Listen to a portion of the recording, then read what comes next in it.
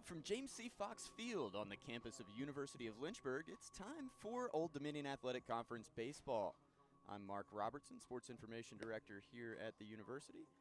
And the Lynchburg Hornets entering ODAC play after a strong start to the season.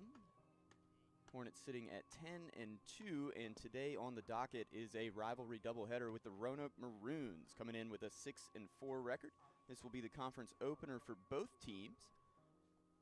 As you see Zach Potts warming on the mound for the Hornets. Well, we've played the anthem. The teams are on the field, and I guess that means it's time to walk you through the starting lineups.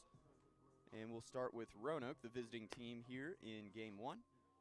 Leading off the catcher, number 34, P.K. Kokolis. Batting second, center field, number 18, Will Smith. Batting third at third base is Johnny Wall. Cleanup hitter is the shortstop, Mason Stass. Second baseman, Connor Butler, hitting fifth. Hitting sixth at first base is Owen Long. Batting seventh, the right fielder, Carson McCusker.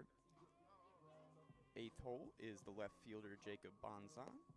And batting ninth, the designated hitter, Jeb Byerly. Chris Dudley will toe the rubber for the Maroons when they take the field in the bottom of the first. But right now we're looking at the Lynchburg Hornets, the home team, in the field. And Zach Potts on the mound for Lynchburg. Holden Fiedler behind the plate. Going around the infield from third to first, Gavin Collins, Ryan Long, P.J. Alvanos, and Garrett Jackson. And then in the outfield left to right, Avery Neves, Carson Atkins, and Cameron Lane. Zach Potts is on the mound for Lynchburg, and stepping into the box, the catcher, number 34, P.K. Kokolis. Kokolis stepping in.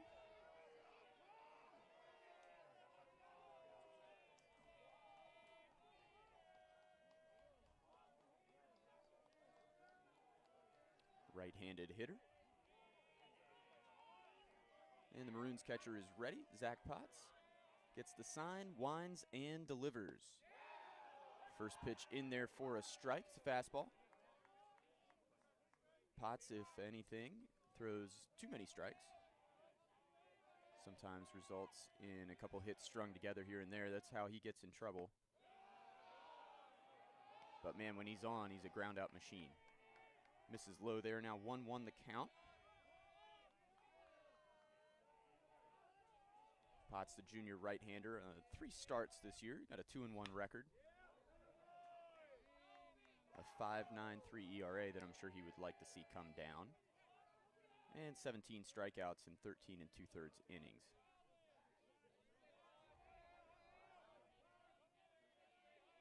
Potts, the 1-2.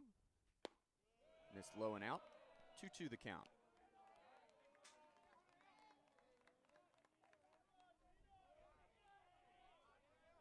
Kokolis hitting .349 with a couple homers, 17 RBI out of the leadoff spot. As he check swings, but that one ran in and got him, looks like in the rib cage.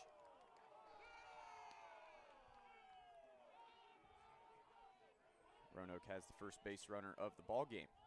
Now batting, center fielder, number 18, Will Smith.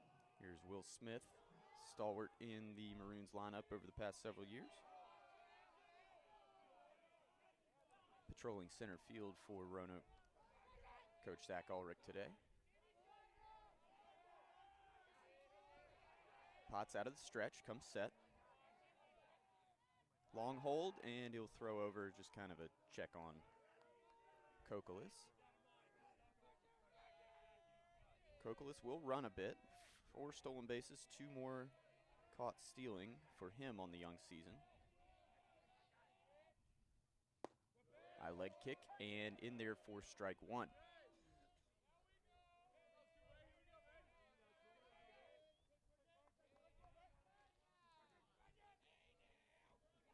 Nobody out here, top of the first. Zach Potts comes set, and the 0-1. That's in there for strike 2. Fastball knee high.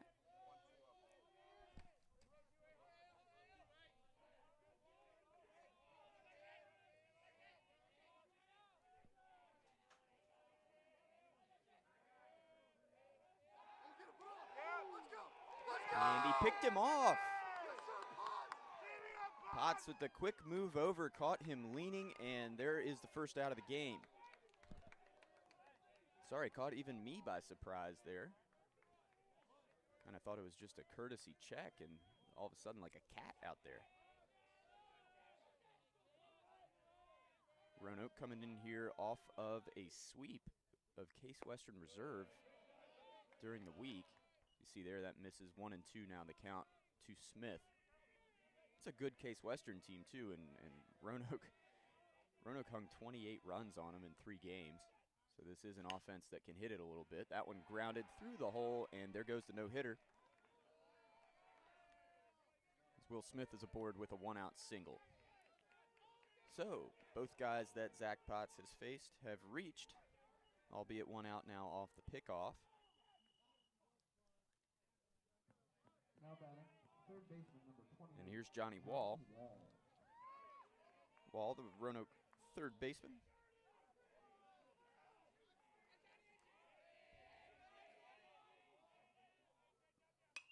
First pitch swinging, fouls it off over to Wakefield House. 325 average for Wall. 13 for 40 on the year. He leads the team with 3 homers. Got 10 RBI. 6 walks, 6 strikeouts as well. That one catches the outside corner, and Potts now ahead 0-2.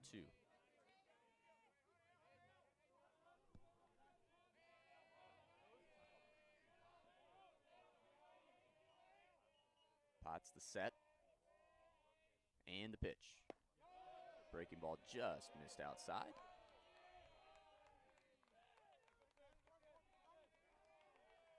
One and 2 now the count to Wall.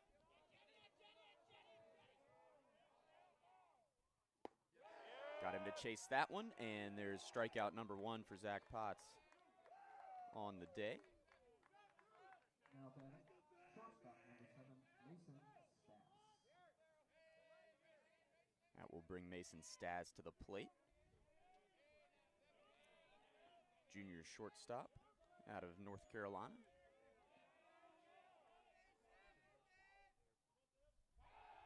Another check over on the runner. Smith, Potts again. First out of the inning was a pickoff. Got Kokolis leaning. After that leadoff hit by pitch. And Smith singled through the left side. And Wall struck out swinging. That one misses low now, 1-0 the count.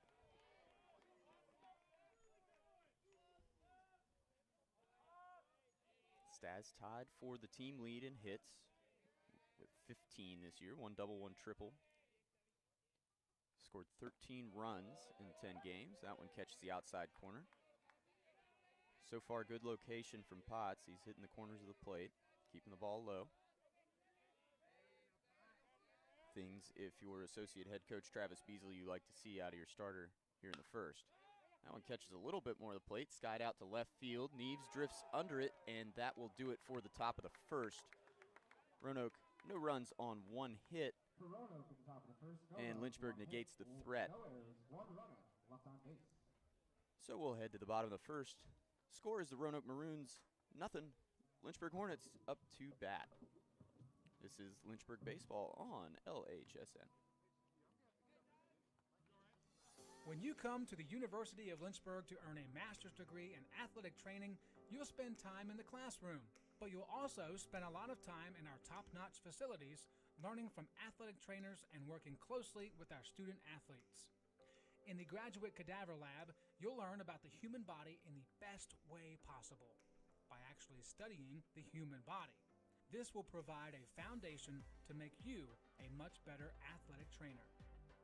In the athletic training laboratory, you'll get hands-on experience, practicing your skills, applying concepts from the classroom, and working with faculty on research projects. It's also where our hydrotherapy facilities are. This space is also used by students for studying and practicing skills outside of class time. In the Sports Medicine Clinic and Turner Gymnasium, you'll work with student athletes from more than 20 NCAA Division III sports teams, helping get them back to practice and into the game as soon as possible. As an athletic training student, you're a big part of the success of our sports teams and the success of the local athletic teams. We see this relationship as a win-win situation. You learn, and that helps us win. Look what you're missing!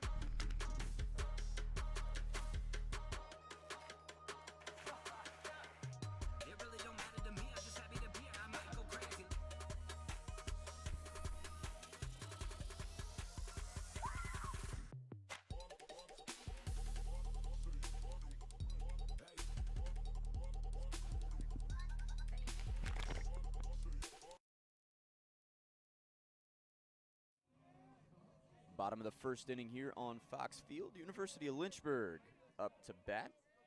After a scoreless top of the first from Zach Potts, Cam Lane stepping into the left-hand batter's box. Hornets right fielder takes ball one from Chris Dudley. The southpaw for the Maroons. Delivering the 1-0. That one missed up and in, didn't quite get Lane. Lane, the leadoff man. Logan Webster on deck. He's DHing today, is the freshman. Garrett Jackson, first baseman, hitting third. Avery Neves in left, hitting cleanup. As there's the 2-0. Low and outside. 3-0 now. Cam Lane in the driver's seat here. Just what he is asked to do here in the leadoff spot is get on base. And get on base Cam Lane does.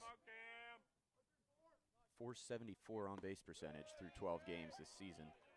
All in the leadoff spot. You see there he takes now 3-1. Picking up with the Hornet batting order, P.J. Alvanos, second baseman, hitting fifth. Gavin Collins moved down to the sixth slot today. He's still playing third. Here's the 3-1. That one stung up the middle, diving effort from the second baseman, but that's into right field for a base knock.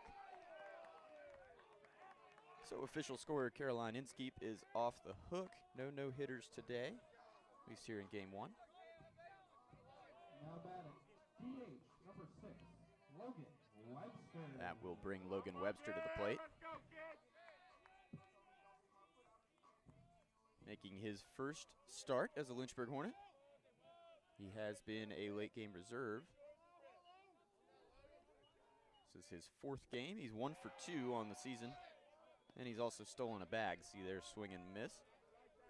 So throw the freshman right into a big spot here, hitting 2-hole in the first conference game of the season.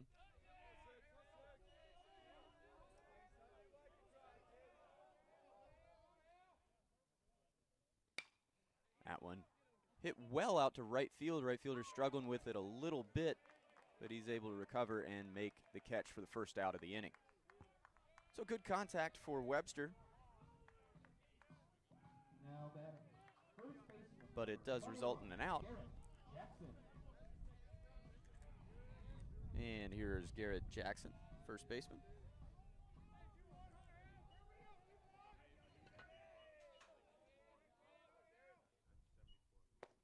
Jackson takes ball one low from Dudley. Haven't talked much about Dudley yet, so we'll do that.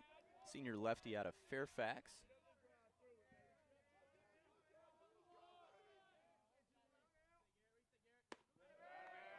Misses there, now 2-0 to the dangerous Garrett Jackson.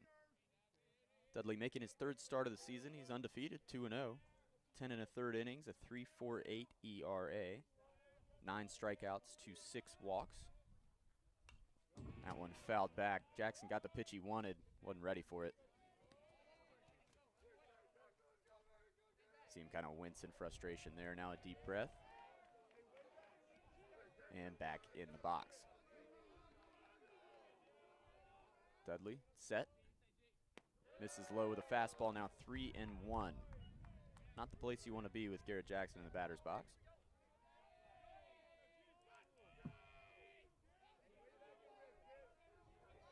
As I said a minute ago, Dudley hasn't had trouble with the strike zone to this point in the season as he misses there now. Ball 4 and runners on first and second for the Hornets. Dudley just 6 walks in 10 1/3 to this point, and now Avery Neves will try to make him pay for number 7.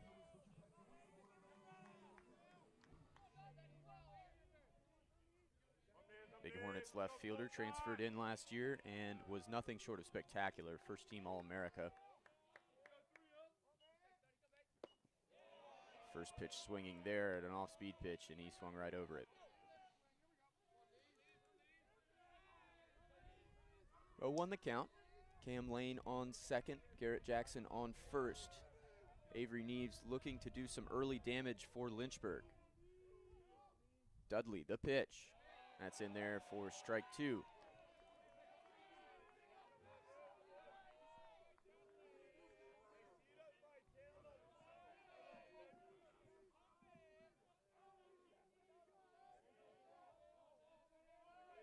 Neves already with 6 extra base hits on the year. 3 doubles, a triple, 2 homers. Takes that one low now, 1 and 2. And he's second on the team with 13 RBI. Hitting .447 over the first 12 games of the year. Is that good? Everybody nods. It's good. Dudley, long hold. Checking Lane at second. Delivers, and that one got Neves in the back. The bases are loaded of Lynchburg Hornets.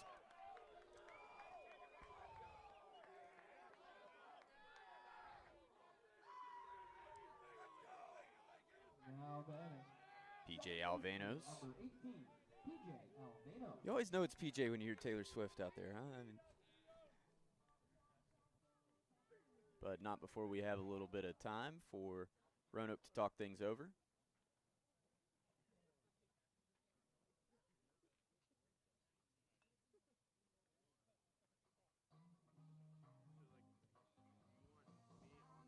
Mentioned the Maroons coming in here on a 4-game win streak. Lynchburg off its worst performance of the season in the midweek.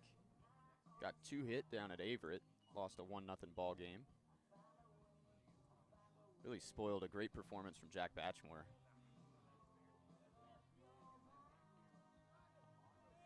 The Hornets already have more base runners here than they had the entirety of the Averett game, which is something you know the coaching staff is excited about. PJ Alvanos now. Bases loaded with Lynchburg Hornets 1 out. Left on left matchup here. Lynchburg's second baseman, senior out of Annapolis, Maryland. Dudley. First offering is in there, fastball for strike 1.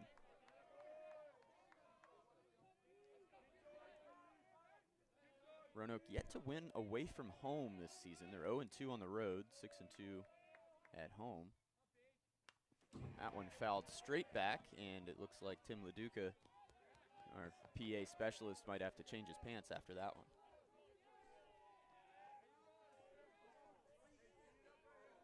Some people just are not prepared to sit behind home plate at a baseball game. Looping curveball there on the 0-2, misses. Now 1-2 the count.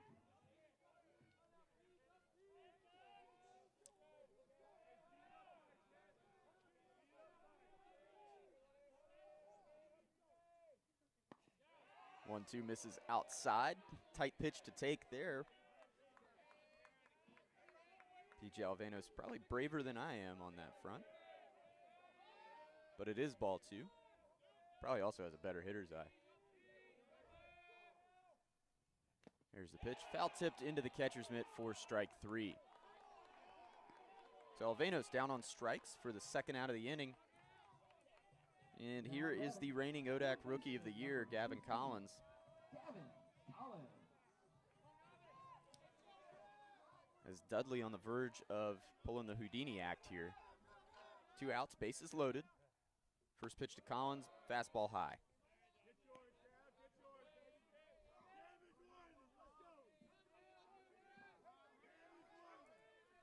Lane leadoff single. Logan Webster lined out to right field. Garrett Jackson drew a walk, and Avery Neves was hit by a pitch to load the bases. Collins, a huge cut there. Comes up empty.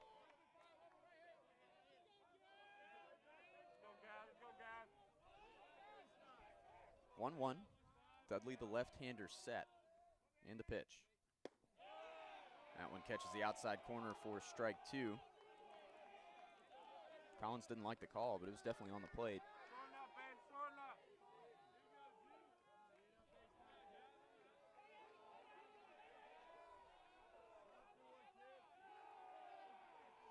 Bradley steps off, calls time.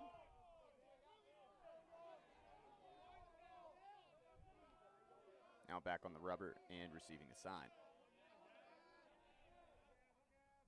The 1-2. That's popped up. It should get him out of the inning. Shortstop ranging back. And Stass will make the catch for out number 3. Roanoke wriggles out of trouble here in the first. Hornets load the bases with 1 out, unable to cash in, and we have no score. Headed to the second inning. This is Lynchburg Hornets baseball on LHSN.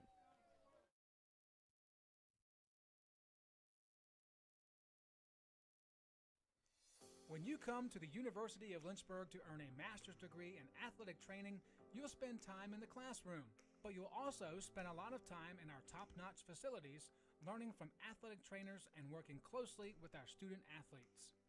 In the Graduate Cadaver Lab, you'll learn about the human body in the best way possible, by actually studying the human body. This will provide a foundation to make you a much better athletic trainer. In the athletic training laboratory, you'll get hands-on experience, practicing your skills, applying concepts from the classroom, and working with faculty on research projects. It's also where our hydrotherapy facilities are. This space is also used by students for studying and practicing skills outside of class time.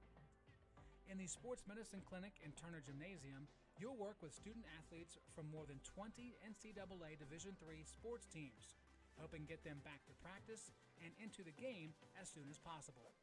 As an athletic training student, you're a big part of the success of our sports teams and the success of the local athletic teams.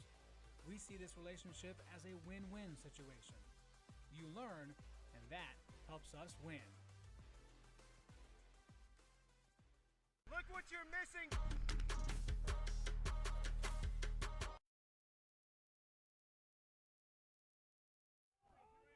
Back here for the second inning of play. No score after 1. First pitch grounded to short, long charging. Going to be a tough play. And the throw is in time. Nicely dug out there by Garrett Jackson over at first.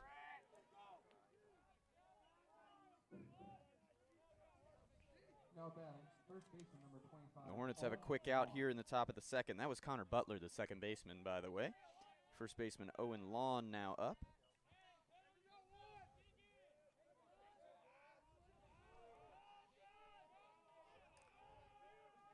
Lawn, right-handed batter.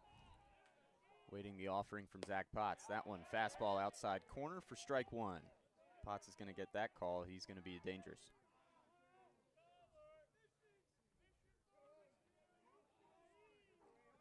Lawn, the junior from Windmore, Pennsylvania. Now takes ball 1. One's across the scoreboard. 1 ball, 1 strike, 1 out.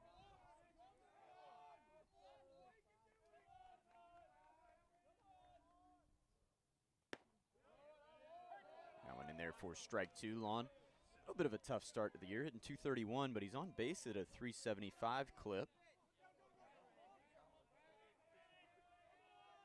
Appeared in 9 of the 10 games. He's 6 for 26 with 2 doubles, a triple, and 2 home runs. And home runs from the Roanoke Maroons are no joke, especially if they've played most of their games at home, because that Salem Municipal Ballpark is gigantic.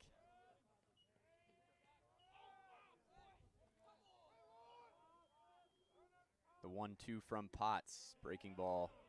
Not a competitive pitch there. 2-2 now. Sorry, 3-2 the count.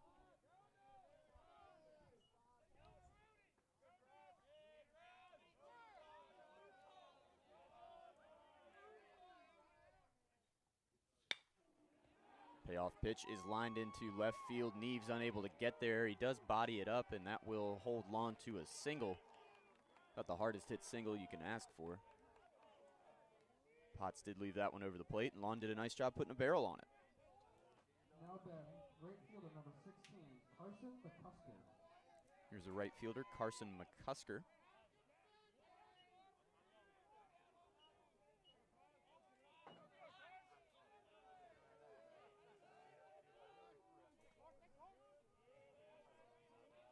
McCusker, the lefty, junior out of Fauquier High School. Up there in Northern Virginia, takes strike one. Sitting 348 on the young year, good start, 10 RBI. Got a bomb to his name too. Potts set and the 0-1. That one grounded to second, could be two. Alvenos, long. Jackson and McCusker beat out the back end. So just one out on the play. A little bit of a slow roller there. Alvenos had to come in on it and then make the long pivot over to second. That is the second out of the inning. Now batting left fielder number 2, Jacob Bonzan. And here's Jacob Bonzan.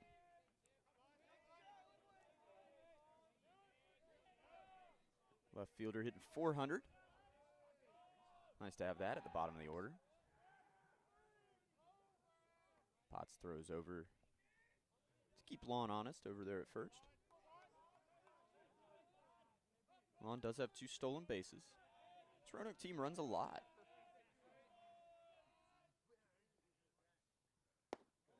First pitch catches the bottom of the zone there from Potts. 0-1 the count. Mentioned Roanoke runs a lot. Yeah, Bonzan, 6 stolen bases there. In 13 times aboard, so.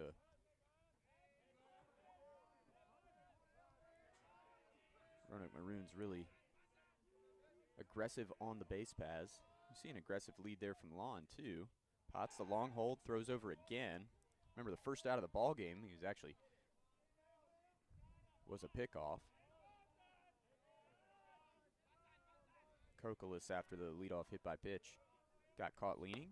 Runner does not go. Fastball misses high. Now 1-1 the count to Bonzan.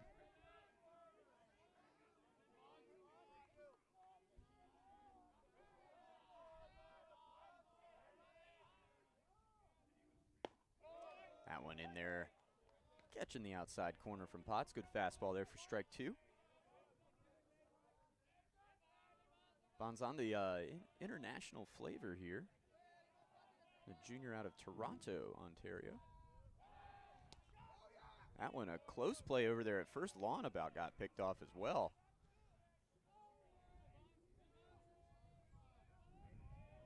Potts has the pickoff going today. Of course, he's hoping not to need it. Lon is going there. Fiedler, the throw down. Alvenos is there, and it's a perfect throw, perfect tag, and Lynchburg's out of the inning. Owen Lon caught stealing.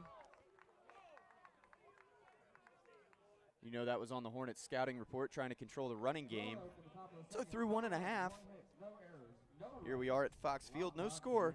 Lynchburg up to bat here in the bottom of the second when we come back. This is Hornets baseball on the Lynchburg Hornets Sports Network.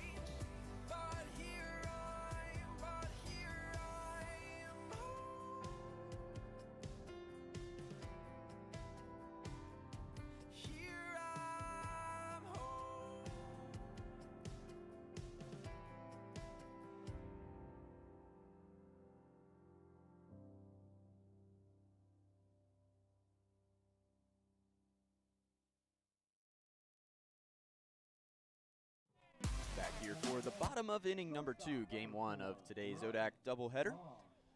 No score between Roanoke and Lynchburg here on James C. Fox Field at University of Lynchburg. Ryan Long looking to get things going for the Hornets. Takes ball one from Dudley. Lynchburg loaded the bases in the bottom of the first, but were unable to cash in. That one skied out to center. And that'll be put away for out number one.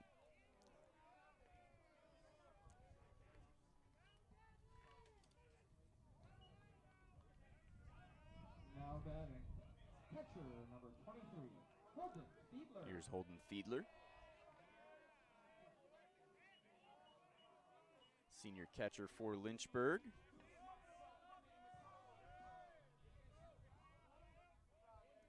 One of 5 seniors in this starting lineup for the Hornets. Fiedler awaiting the first pitch.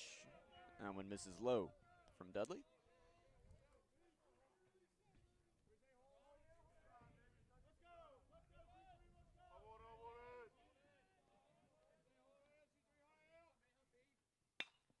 That one grounded sharply to second.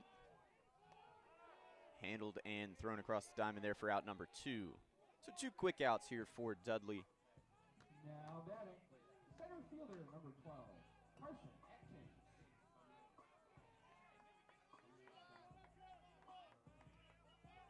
We'll bring up Carson Atkins, the reigning ODAC Player of the Week. Atkins, the center fielder and 9-hole hitter for the Hornets. Watches ball one miss low. Mentioned Dudley 2-0 this year. He did not pitch in 2021. He's undefeated in his collegiate career. He's got a 6-0 record. Primarily as a reliever his freshman and sophomore seasons. Of course, that 2020 season only made 9 appearances before COVID-19 changed everything. A 3.78 ERA in 20, though, through those 5 appearances. Atkins jammed there. That one will get out of play, though, and he'll have new life. As a freshman, Dudley, very effective out of the pen. 9 appearances, 2.75 ERA, and 2 of those wins in relief. He did have a save in 2020. But for a senior, only 46 2/3 innings under his belt.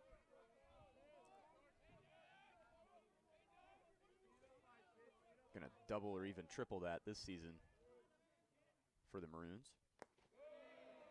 Bounces that one in there now. 2-2 the count to Carson Atkins.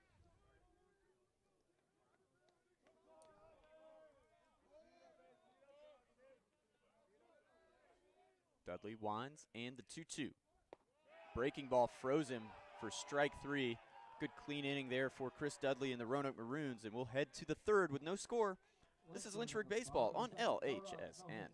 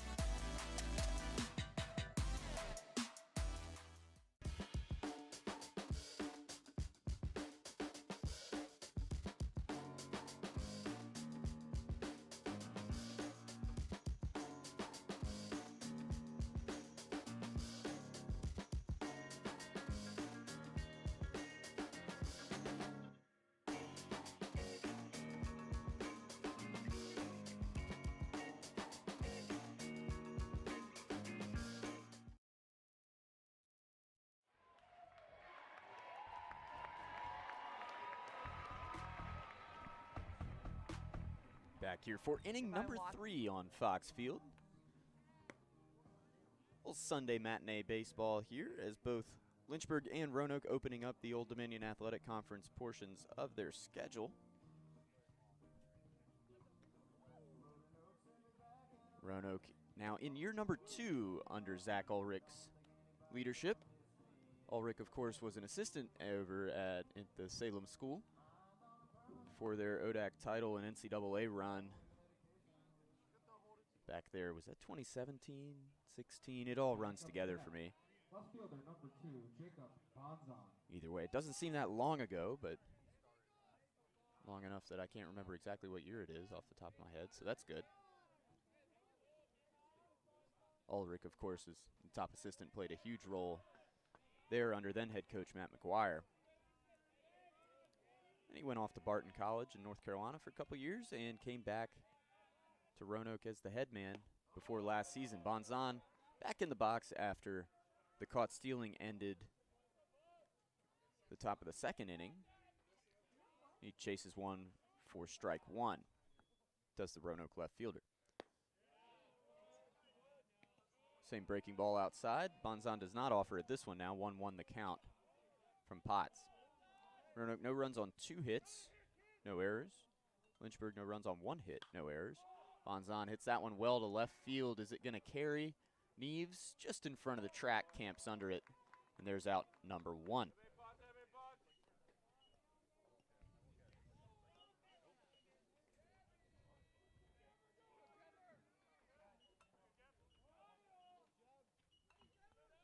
Now batting, DH number 20. Bottom of the Roanoke order here, Jeb Byerly, the designated hitter.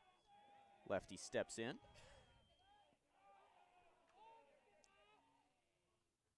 Potts, first pitch fastball, flied out to medium deep left, and Neves again will drift under it.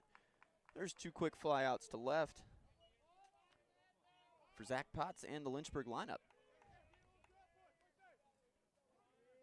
Now batting, catcher number 34, PK Kokolas. Here's Kokolas. Leadoff hit by pitch, and then he was picked off at first for the first out of the ball game. Potts blew that fastball by him. 0-1 the count. 2 out, top of the 3rd inning. No score here in Lynchburg, Virginia. Potts, the right-hander, winds. The 0-1 breaking ball outside.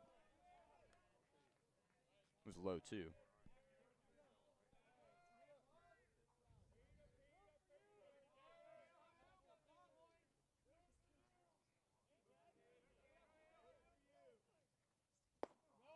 Another breaking ball. That one cut on and missed. Now 1-2 the count.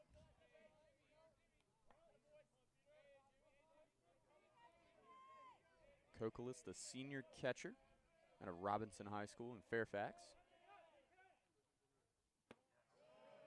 Another breaking ball. Check swing did not go. 2s across the board now.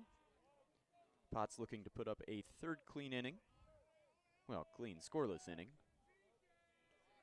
Roanoke has had base runners in the first 2, although Potts faced the minimum last inning on the caught stealing. That one fouled off and put another hole in Wake Fieldhouse.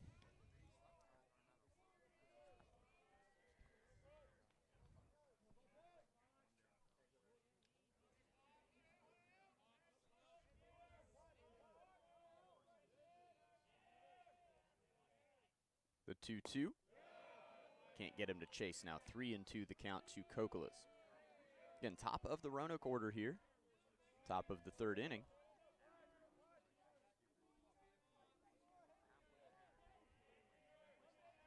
Potts so far has been the sharpest he's been all season. That one fouled off as well. 3-2 will do it again.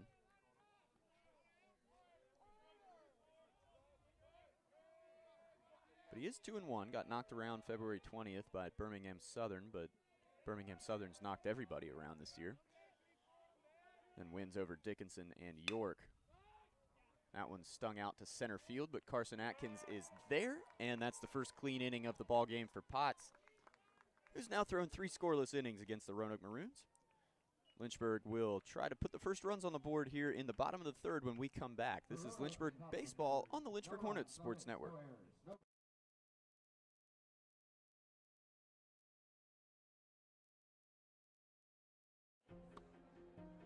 I was looking for a school that could provide me with the athletics, academics to pursue my career, a wind symphony to pursue my passion for music, and really have a nice general atmosphere. The professors here are really unique, their background and their passion for teaching. It's really a place where you can explore. Lynchburg gives you the opportunity to fail, but also get back up in that period of time and learn from your mistakes. I can make these mistakes within the school environment, but also with the support of other friends, and be ready for the real world when you graduate.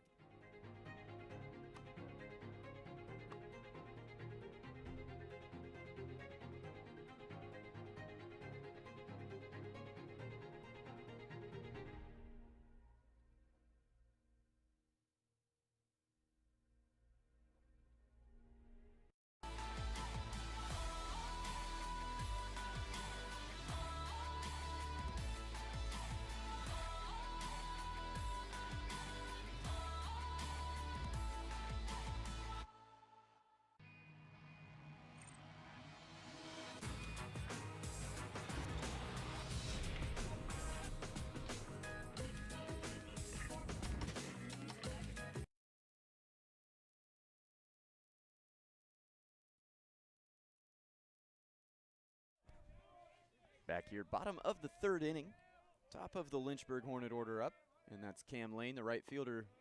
Watches Dudley's first pitch curveball in there for strike one. Dudley, that big looping curveball. If I said Barry Zito, that would be a big compliment. It is the shape he's looking for, I think.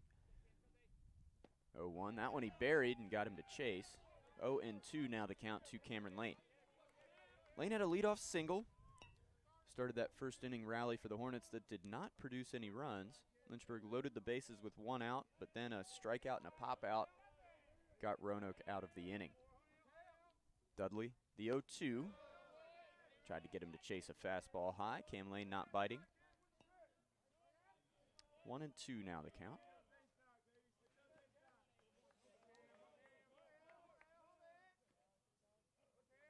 And here's the pitch. Breaking ball, Lane chased it in the dirt again, and that's out number one. Well, maybe Barry Zito is an okay comp if people are going to put swings like that on it. Here's Webster. The DH, number 6, Logan Webster. Mentioned Webster, the only freshman in the Hornet lineup today, hitting second, his first career start as the designated hitter. Freshman out of Chesapeake. Watches strike one there, fastball at the knees.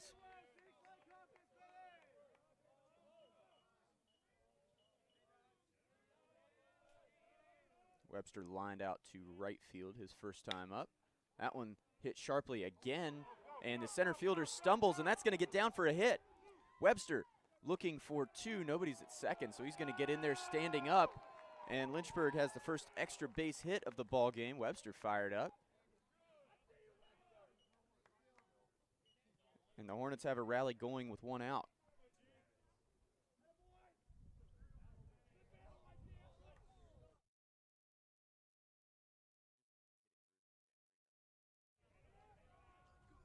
So here's Garrett Jackson again with a runner in scoring position.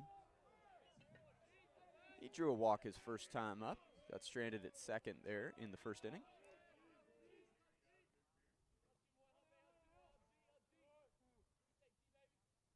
Jackson, first pitch swinging. That's hit hard. Will it stay fair? It will not. That would have been down for extra bases.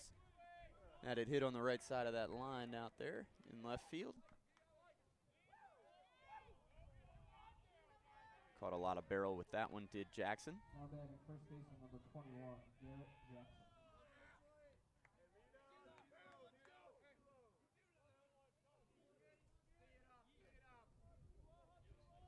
Jackson has enjoyed a fine career for Lynchburg. Watch that fastball miss high. 1-1 now the count to the senior first baseman. Of course, he was ODAC Rookie of the Year as a freshman in 2019. He hit .350 that year with 40 RBI. And then last year, just an absolute monster in the middle of the lineup. 10 homers, 42 runs driven in. Watches that one miss. Only hit .293, but he slugged .488. That kind of production, him and Neves in the middle of the lineup were just unreal. And again, at the beginning of this year, have replicated that. 2-1 now the count. Takes that one low. Dudley missed a spot, it looked like, or crossed the catcher up, one of the two. 3-1 now. Jackson again ahead in the count. He walked on this count first time up. Got to think with first base open. That one stung over the second baseman's head and into the outfield. Let's see if they send Webster. They will not, and the throw comes into the cutoff. So now the Hornets first and third with one out. And Avery Neves coming up to bat. Now batting, left fielder, number 30, Avery Neves. So some solid contact from the Hornets here in the third. Maybe starting to figure Dudley out a little bit. See if Neves can draw first blood here.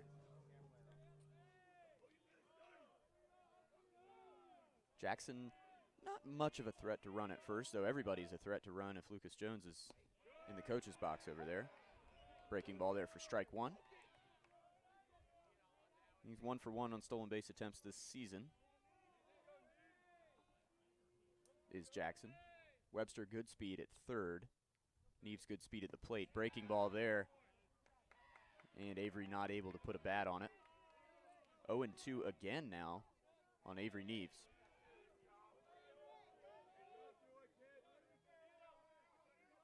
Neves, I mentioned, hitting .447.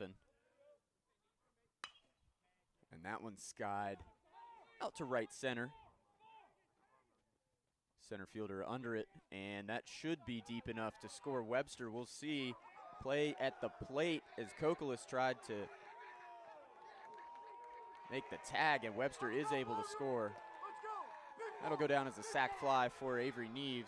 A bit of a collision at the plate, and tensions running a little high here for first inning, or first game, third inning of a conference doubleheader. Some looks traded there that might ought to be waited till later in the afternoon, but that's where we're at. So Lynchburg does draw first blood on the Avery Neves sac fly. Jackson did move up to second on the throw. And now we've got a discussion between the umpire and Coach Ulrich. Umpire, of course, explaining that the base runner does have right to the baseline. Of course, Kokolis just trying to go over, get in front of the throw.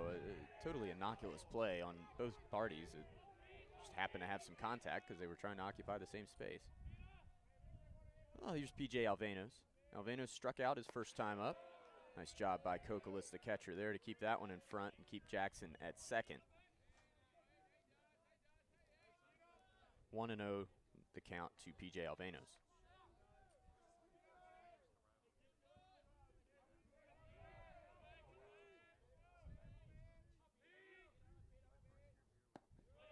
Fastball there from Dudley. Looked like it was at the knees. It's called a ball. 2-0 now the count to Alvanos. PJ hitting .295 coming into today.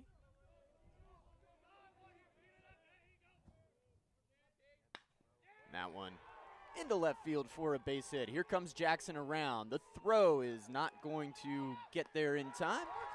And Lynchburg has a 2-0 lead.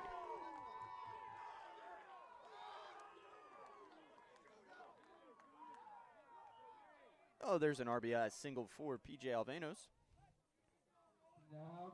Run number 15 driven in this season for the Hornets second baseman. That'll bring Gavin Collins to the plate. He popped out too short to end the first inning, his first time at bat. Lynchburg with 2 runs across here in the bottom of the third.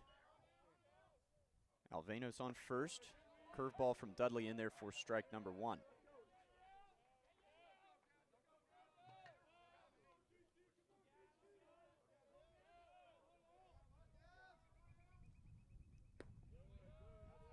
Collins watched the fastball there for strike 2. Don't think I mentioned this his first time up. Collins scuffling a little bit to start the year. Just a 149 average. He's walked 8 times, so he's been on base quite a bit. And that one hit well out to left center. but that's going to be out number 3 as it finds a glove. But Lynchburg finally on the board here. 2-0 Hornets as we go to the 4th. This is Lynchburg baseball on LHSN.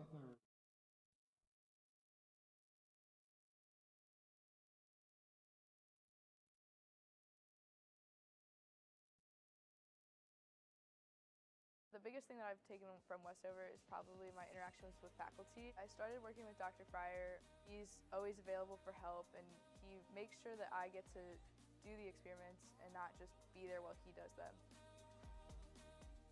I didn't want to limit myself when I came here to just taking the prereqs for med school. I wanted to get a full, well-rounded education, and I definitely found that in the Westover program.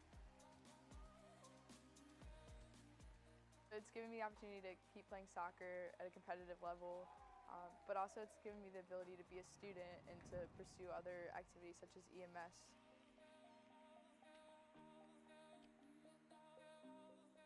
100% do Westover because it's not something they're going to regret, and it's going to be a lot of work, but so is everything else. It's just going to help build their education that they've already had and make them a better person for it.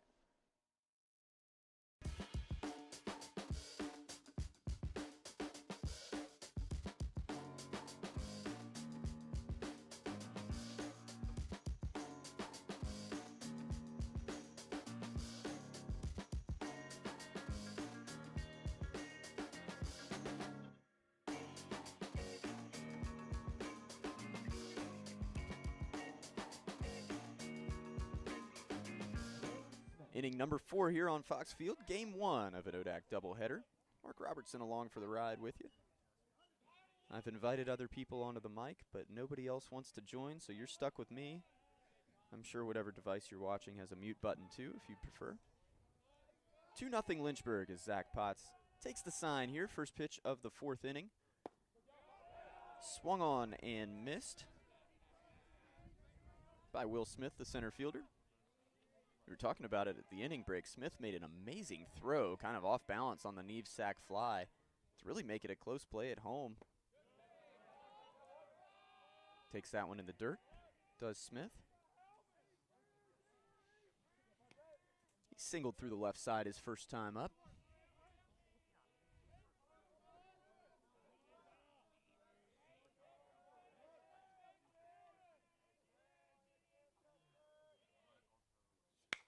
That one well struck out to left. It's going to hang up there for Neves, though, pretty much right at him. And that's out number 1 of the inning for Zach Potts. Now batting, third baseman number 28, Johnny Wall.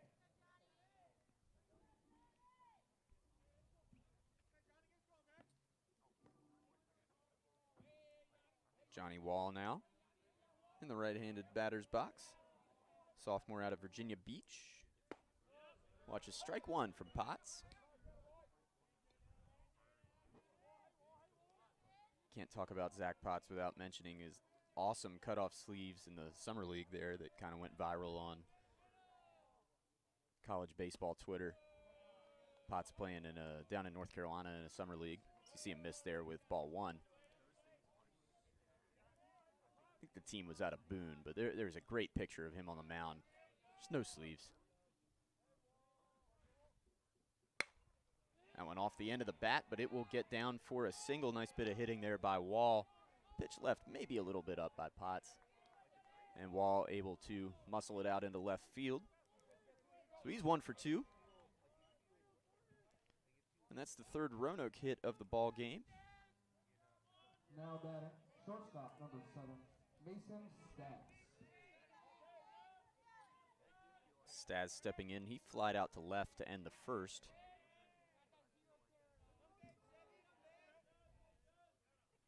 First pitch swinging, and that one out into right center. Nobody's going to get there. Lane over to cut it off. Can't handle it cleanly. Stas, I think, was going to second either way on the ball in the gap. That'll go down as a 1-out double for the Roanoke shortstop. So Maroons with something brewing here. 1 out, runners on 2nd and 3rd. Second baseman number 5, And Connor Butler. Connor Butler.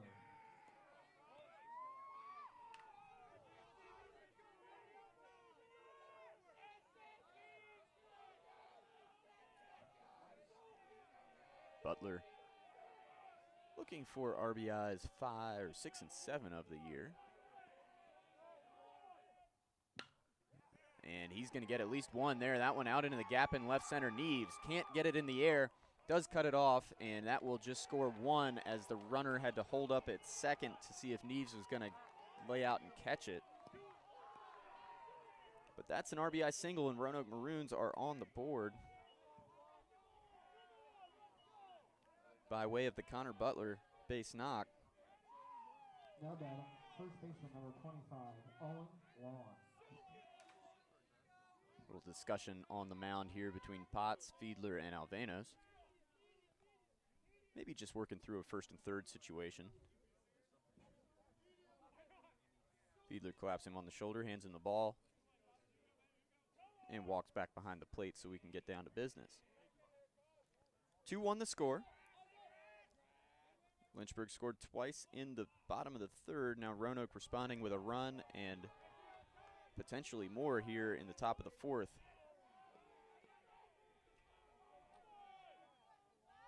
Three straight hits for Roanoke.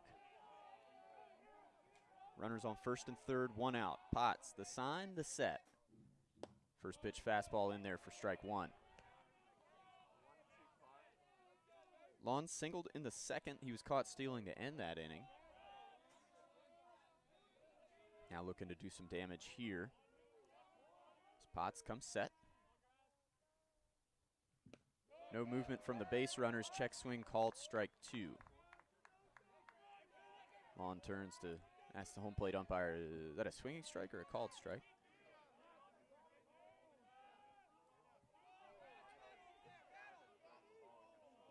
Oh, 2 now, big pitch here for Potts. Breaking ball, got him for strike three. I see you working, Holden. Nice comeback there by Zach Potts. 3 straight hits, able to go right after the 6-hole hitter. And now he's a pitch away from getting out of this. McCusker grounded into a fielder's choice, his first time up. That was in the second inning. RBI opportunity here. Stas the runner on third, Butler at first. First pitch cut on and missed there by McCusker.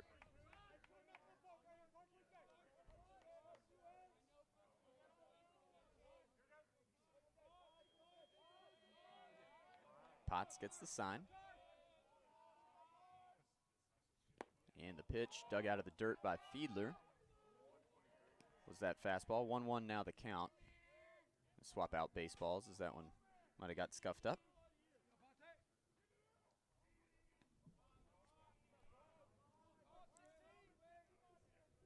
McCusker looking to extend a 5-game hit streak here.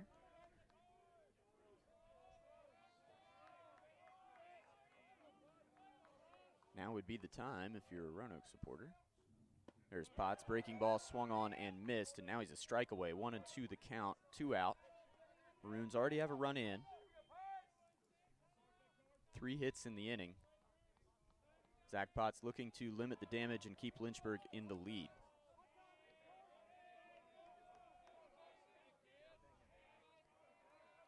First and third, Potts gets the sign. Early break, and they're not even going to worry about the base runner, and Potts looked like he hit his spot there, doesn't get the call. So the early steal there from Butler puts him on second and third now. 2-2 the count, 2 outs. Base open, of course, if they'd rather face Bonzan. If you're me with 2 outs, 2 strikes, going right after him. Potts steps off now.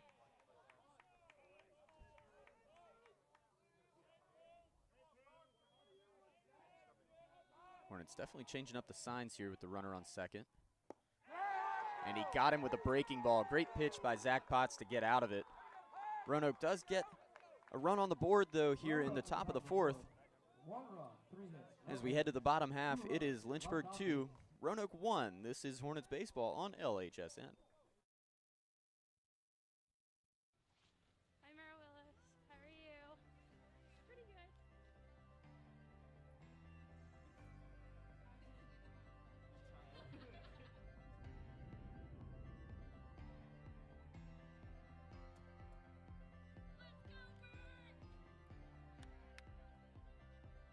A lot of people go to the universities to find something to be a part of while getting their education. And when you come here, Lynchburg is that something, it becomes a family.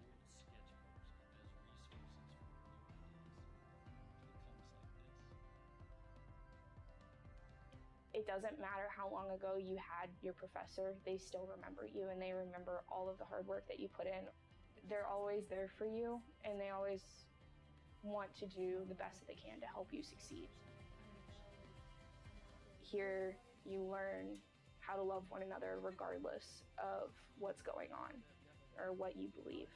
You leave here better than what you came in. It's what the school's really good at doing.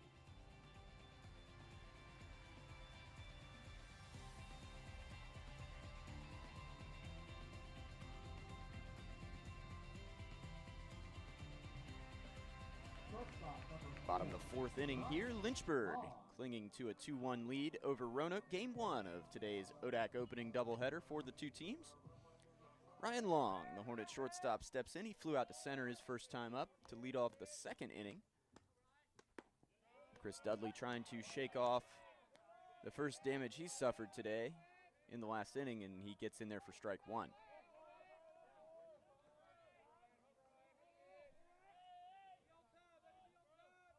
The 0-1 from Dudley, spiked it, 1-1 now.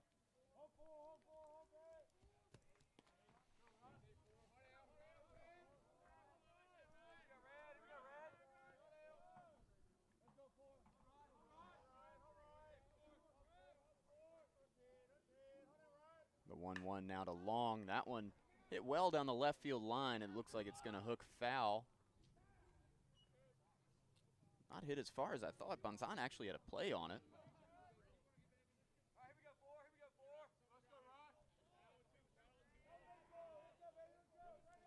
That's just strike two now. 1-2 the count to Ryan Long.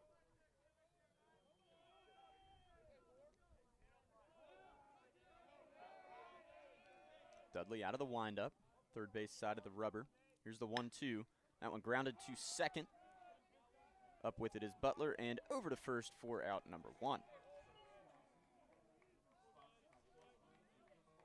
Now batting, catcher number 23, Holden Fiedler. This, of course, not the only baseball action going on in the Old Dominion Athletic Conference today. Hampton, Sydney, and Ferrum getting underway.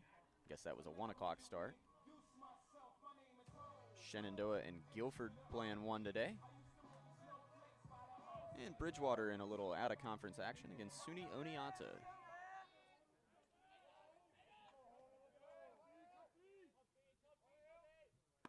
Holden Fiedler in for the Hornets. Looks at ball one, high and outside. Fiedler grounded out to second his first time up.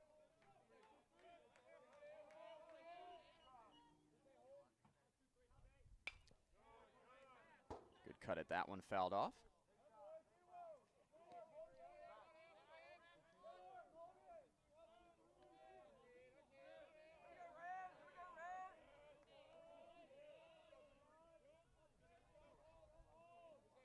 Fiedler hitless in his last 3 games. Fouls that one back as well.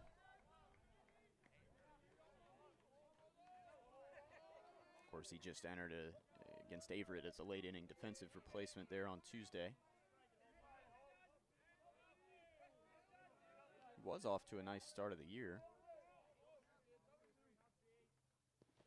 And the curveball gets behind the catcher, and count is now 2-2.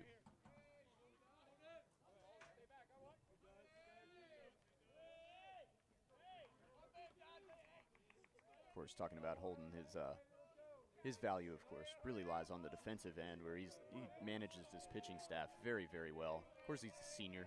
Been with Travis Beasley, the associate head coach, pitching coach, for all of that time, and really understands how Bees wants to manage the staff.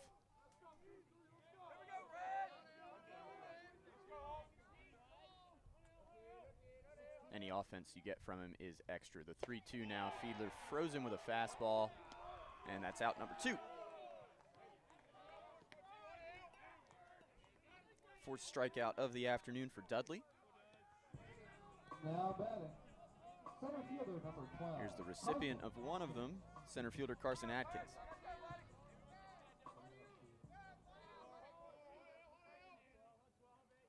First pitch curveball, right down the middle. Atkins takes it for strike one, shakes his head. That's probably the one you want to swing at there. That's what he's telling himself. The 0-1, another curveball. This one in there for strike two, caught the inside part of the plate.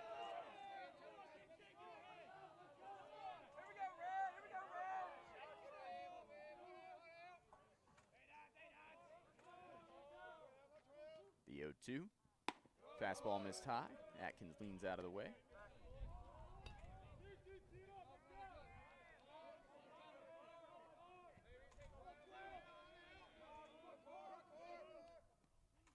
The 1-2 now to Atkins. Fouled off. Good job battling there.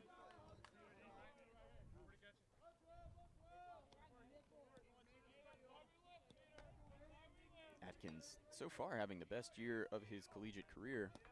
Hitting .351 through 12 games. Also playing really good defense out there in center, as he's done his entire career. But if he's going to hit 100 points higher, the coaches will certainly take that. That one froze him there for strike three, and that's a 1-2-3 inning for Dudley.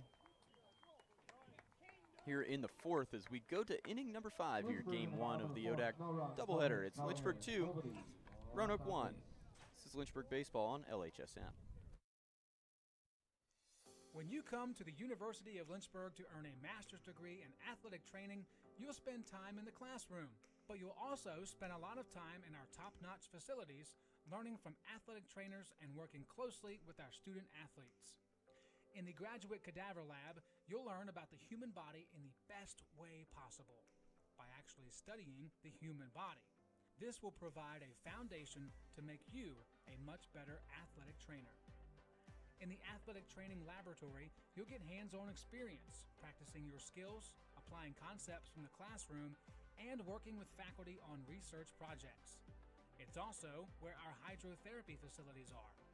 This space is also used by students for studying and practicing skills outside of class time. In the Sports Medicine Clinic and Turner Gymnasium, you'll work with student athletes from more than 20 NCAA Division III sports teams, helping get them back to practice and into the game as soon as possible. As an athletic training student, you're a big part of the success of our sports teams and the success of the local athletic teams. We see this relationship as a win-win situation. You learn, and that helps us win. Jacob Bonzan leading things off for Roanoke here in the top of the 5th inning. Maroons left fielder flew out to left his first time up, really his second time up because he was at the plate when a caught stealing ended the second inning. Takes a breaking ball there for strike one.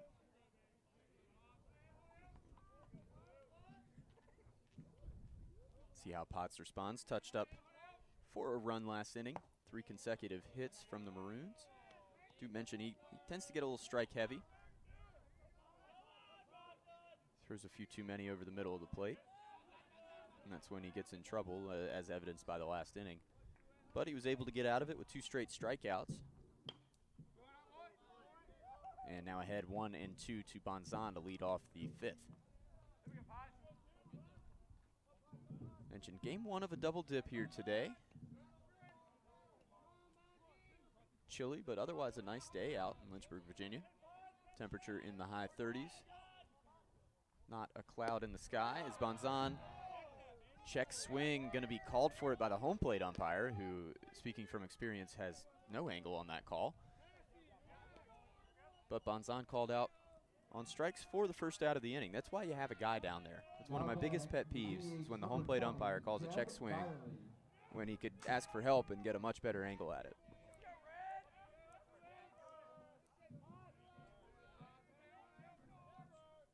Byerly the hitter. First pitch swinging. That one grounded up the middle. Alvenos can't get to it. And the 9-hole man is aboard for the Roanoke Maroons. 1 out single.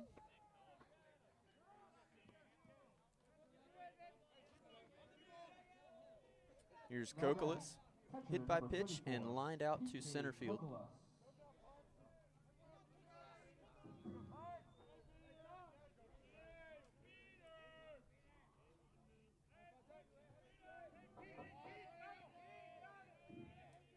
Potts checks the runner, throws over. Nice job by Jackson there to keep that one in front of him.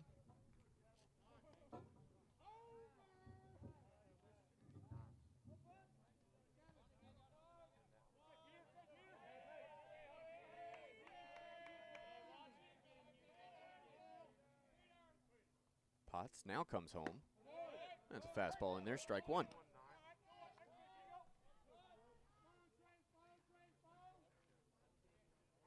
Byerly is a threat to run. He's 4 for 4 on stolen base attempts this year. But as we've mentioned, both these teams move the base runners quite a bit. So I guess everybody's really a threat to run.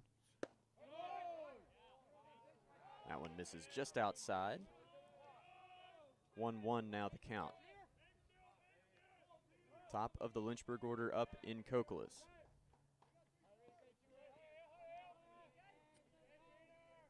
Potts throw over. Again, just trying to control the running game.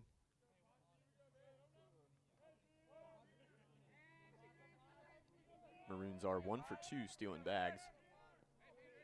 Today, of course, the one was on a first and third where nobody even covered second. So you see another throw over there.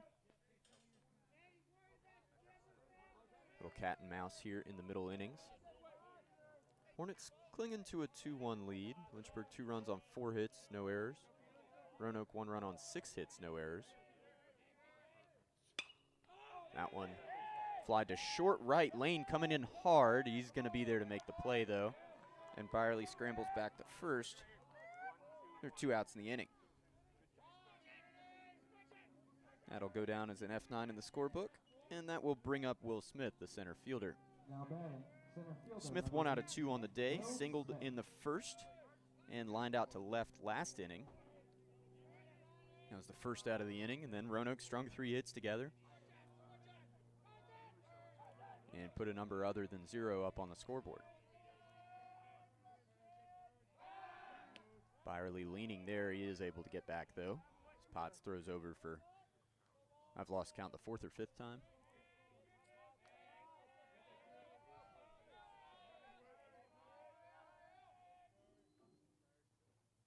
That one inside. Smith doesn't really duck out of the way. It just missed him.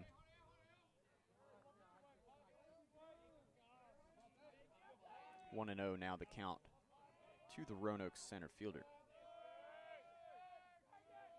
Smith, one of those guys with 2 homers this year. As he watches strike there. And I mentioned that Salem ballpark where the Red Sox play is gigantic. So the fact that they've hit so many home runs, these guys really have some pop.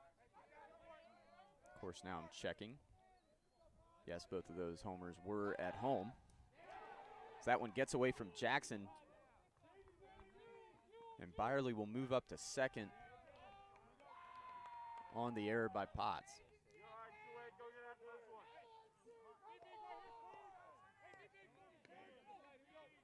So Roanoke with a man in scoring position, 2 out. And their number 2 hole hitter at the plate.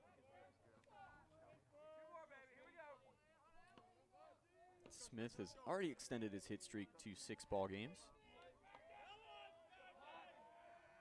Looking for his 5th multi-hit game of the year. Of course, when you're hitting 400, you'll have a few of those. Not on that pitch. 1-2 now.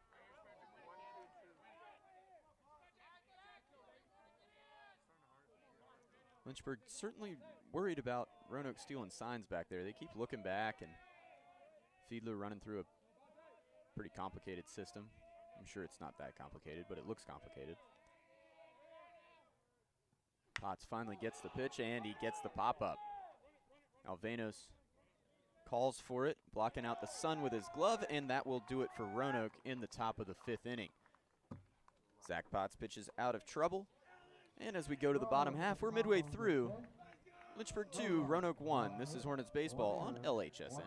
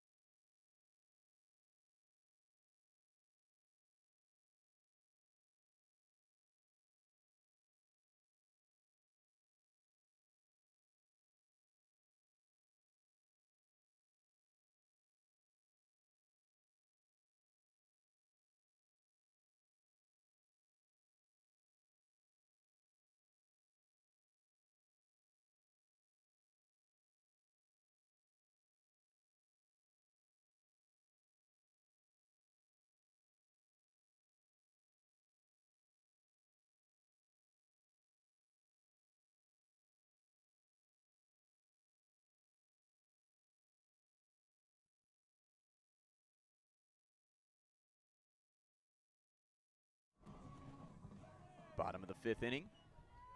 Cameron Lane leading things off for the Hornets. Third time up, third time leading off an inning for the one-hole hitter for the Hornets.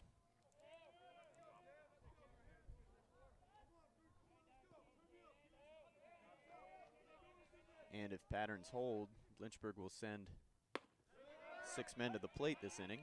That's what they've done in the first and third. Even innings, they've gone down 1, 2, 3, have the Hornets. Lane, 1 for 2, singled in the first, struck out in the third. And now finds himself behind in the count 1-2 here.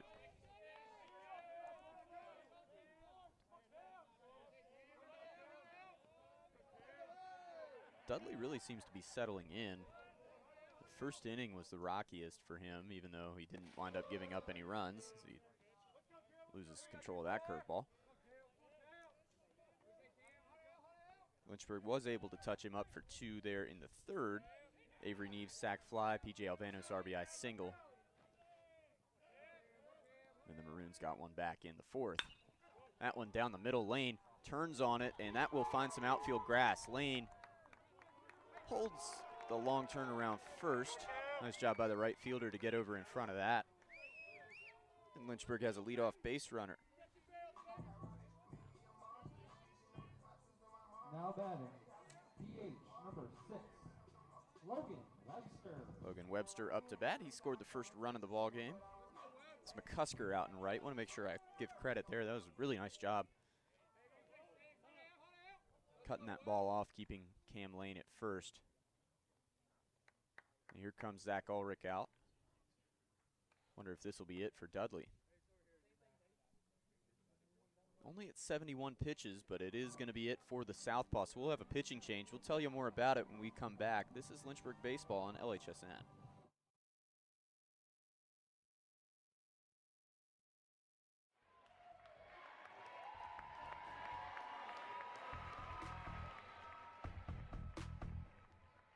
If I'm walking around over on the crowd side, I always hear someone yelling, "Hey Nat, take our picture. Hey Nat, get this," or something, or "Hey Nat, you got that shot?" Like, so I'm always like trying to photograph the crowds and my friends calling my name.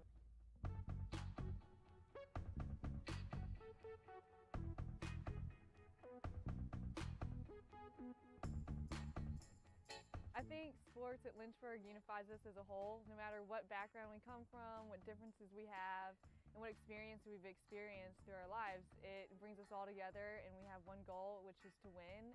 As a photographer, I definitely get to capture the emotion and the feel and the atmosphere of what's going on during the games and what's happening in the crowd and with the fans. We have hugely dedicated fans here at Lynchburg. They come out whether it's rain, snow, sleet, windy, no matter what. Like, they will come out and support their team and cheer them on. They will sit through anything. It's just, it brings us all together as one.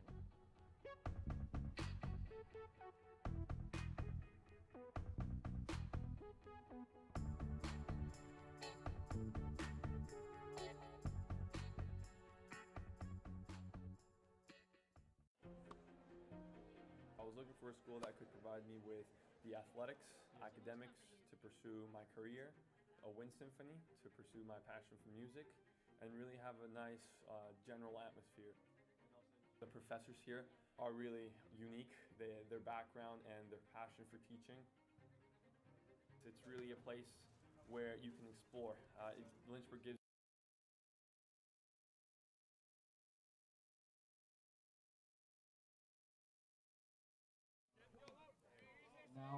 Tell you about the new Roanoke pitcher here. Aiden Cool, the junior right-hander out of Virginia Beach.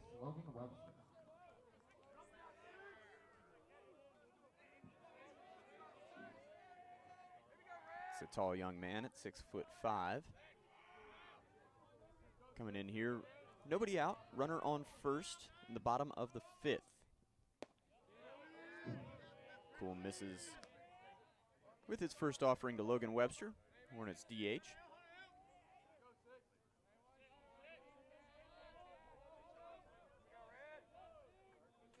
Cool in his 4th game of the year.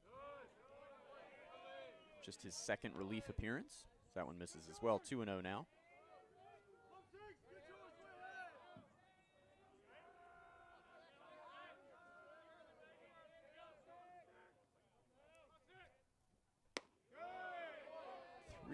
And Cool, of course, looking for a change of fortune here in the early part of 2022. It's 0-1, a 7.71 ERA.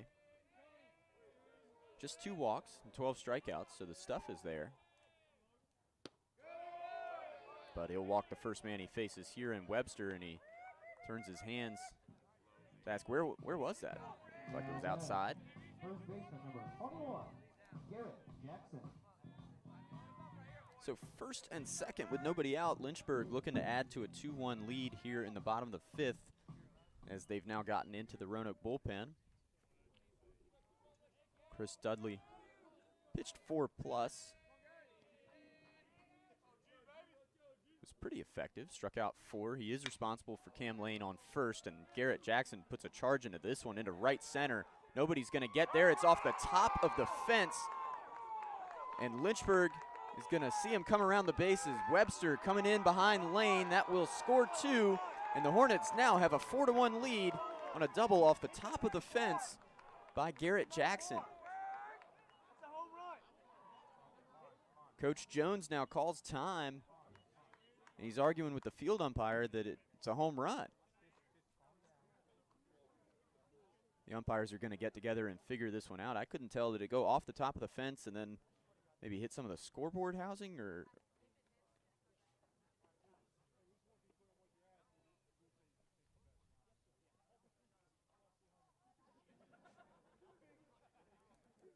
All laughing about something now down there.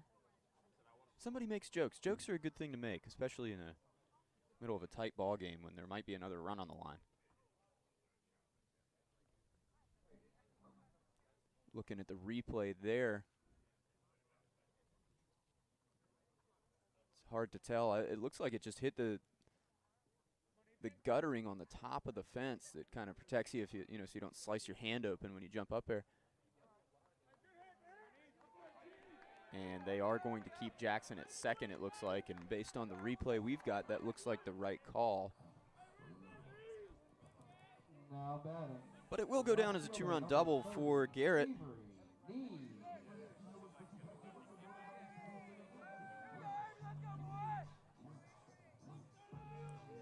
And now there's a runner on second and nobody out for Avery Neves. Neves watches a breaking ball in there for strike 1, apparently. Yet to record an official at bat today. He was hit by a pitch in the first, had a sac fly in the third, did the Hornets slugger. drove in the first run of what is now 4.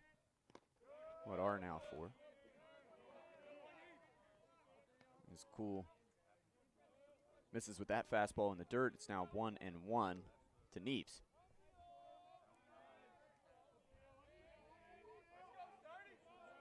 Lynchburg looking to add on to a lead here. Bottom of the 5th inning. Breaking ball in there for strike 2. Neves not looking for that in that situation. That's a good breaking ball. Started at the hip, broke down to the knees. The 1-2 now. Breaking ball again, and he got him to chase that time. Strike 3. That's the first out of the inning. Neves down on strikes. Now batting, second baseman, number First 18, strikeout for Cool. PJ Alvenos. And PJ Alvenos steps in for the Hornets.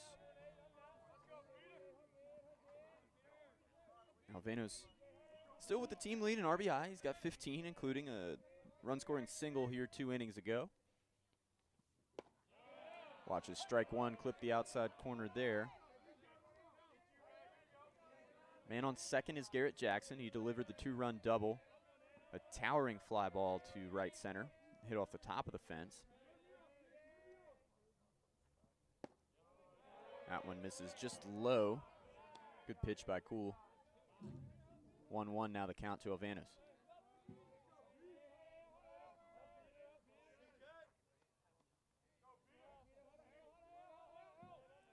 PJ, of course, the MOP of the ODAC tournament a season ago, helping Lynchburg win. Had the big game-tying home run in the bottom of the 9th, that improbable comeback in Game 3. Now facing a 1-2 count, and he's choked way up on the bat now, this 2-strike approach. Alvenos off to a good start, hitting .295 coming into today. Watches that one miss low and out. Up that batting average a little bit. He's 1 for 2 with a strikeout and that RBI single we already mentioned. Cool checks the runner. Fastball, a little cut action there, and he gets strikeout number 2. So you see why Aiden Cool has 12 strikeouts in less than 12 innings headed into this. The stuff is good.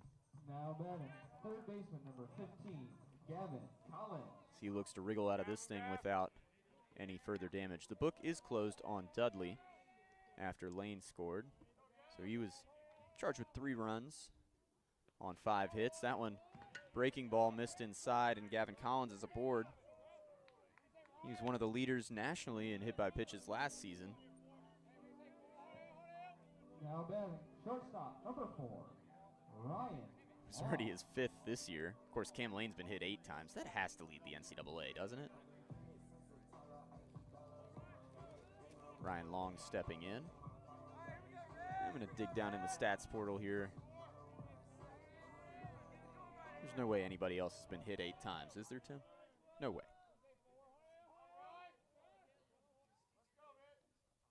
It is Division III baseball. There are not as many strikes thrown at this level. Check swing there did not go. 1-0.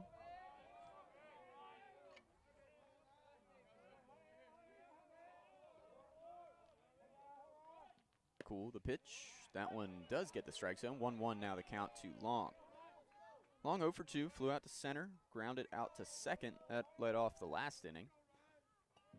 Looking to keep this one alive, maybe even extend the Hornets' lead. Lynchburg already with 2 runs in here in the 5th. Long fouls that one off.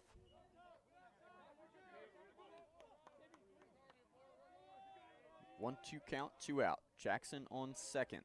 Collins on first. Ryan Long at the plate. Aiden Cool on the mound.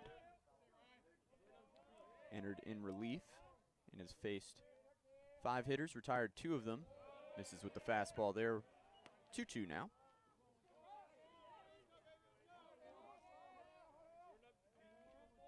Cam Lane is 4th in the country with those 8 hit by pitches. Long chases that one in the dirt. Nice job to dig that one out. by the catcher, and that will end the inning. I'll tell you all about hit by pitches when we come back for the 6th. This is Lynchburg Baseball on LHSN.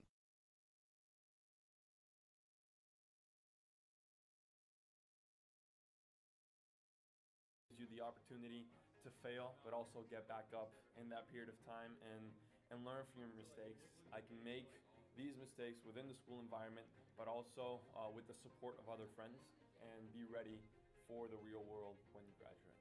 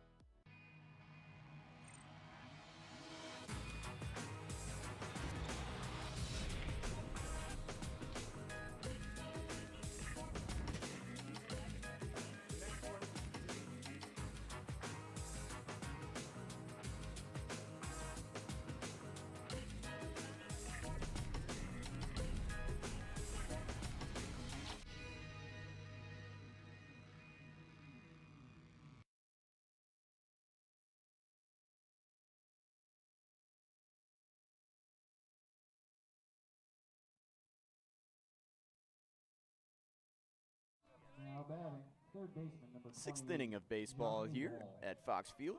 Lynchburg now with a 4-1 lead. 2 more there in the bottom of the 5th. And Zach Potts back out for his 6th inning of work against the Roanoke Maroons.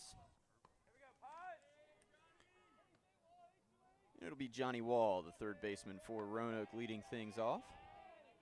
Potts, the tall right-hander from Goochland County, will miss with a fastball.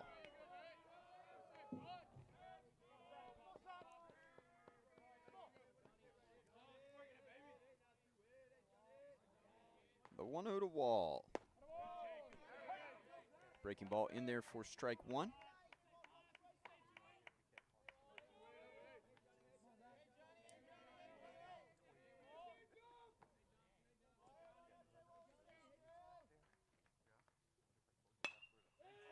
That one out to right field. Cam Lane slides in under it, and that will go for out number 1. Now batting, shortstop, number 7, Mason Stass. Mason Stass up. Maroon shortstop has flown out and doubled. Got stranded on third 2 innings ago. As Potts wriggled out of trouble there, breaking ball here misses 1-0. Talking about hit by pitches last half inning. Mark Petkovskic, from Millsaps. Sorry, Mark, I don't know how to say your last name. Little jam shot there out to left. That one's going to find some grass. And Stass has himself his 2nd hit of the ball game. Little bloop single there. Now batting, second baseman, number 5, Connor Butler. Guy's been hit 13 times. I'm trying to, a little slow here. Sorry. Trying to see how many games Millsaps has played. Okay, they're 12-6, so they've played a lot more ball games than we have. It's warm in Mississippi. But good Lord, 13 hit by pitches. I mean, that's unreal. Cam Lane is 4th in the country with 8. Tied for the conference lead with Kyle Lisa from Shenandoah. Back to the game at hand. Here's Connor Butler. He had an RBI single. He's accounted for Roanoke's lone run of the ball game. That was 2 innings ago. Also made a couple nice defensive plays over there at second. Has Butler. Potts pickoff attempt. Not in time.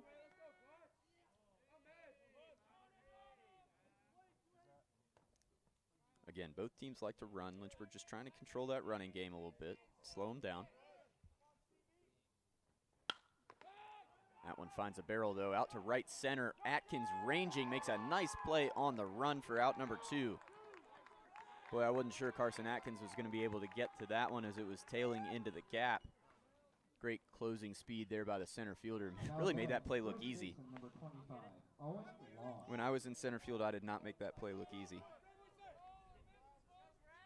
You can just take look easy off of it. When I was in center field, I did not make that play.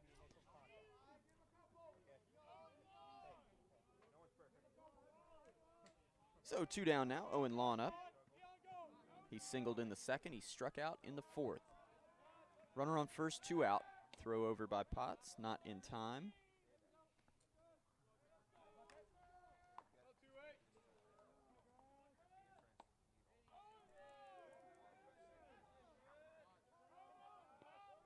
Right on right matchup. Potts, set, and the pitch. Outside corner for strike 1.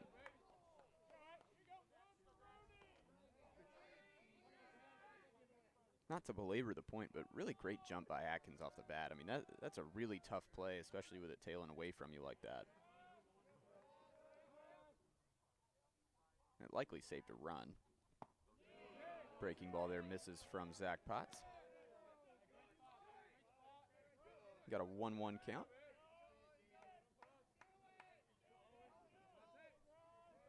To Owen Lawn.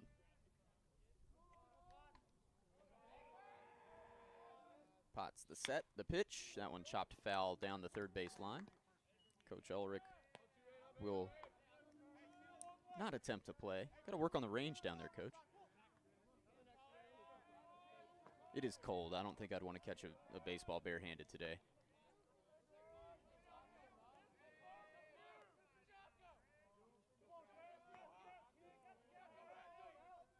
Potts set the 1-2. That one driven to center. It is carrying. Atkins turns around on it, and that's going to go off the top of the fence. That's the second time today. Lawn now trying to stretch it to a triple, and he will go in sliding into third. That's an RBI triple for Owen Lawn, and the Hornets lead is down to 2. I knew that ball got a lot of the barrel, but man, it just kept carrying. And Carson Atkins really didn't have a play on it. That's the second one off that plastic piping that lines the top of the fence here at Fox Field. Garrett Jackson did the same thing last inning for Lynchburg. Now batting, right fielder number 16, Carson McCusker. That'll bring McCusker up. He's 0 for 2. Fielder's choice and a strikeout for the Roanoke right fielder. He's also made a couple nice defensive plays, has McCusker. Potts trying to limit the damage here.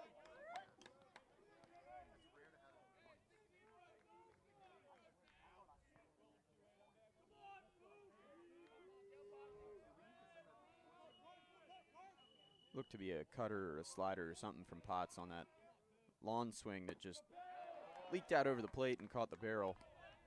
As you see, strike 2 there, much more effective pitch that time. Forgive me, I don't know what Zach calls his pitches, but the fastball has that 2-seam run on it. And there are a couple different breaking ball looks. There's one there that misses. 1-2 now the count.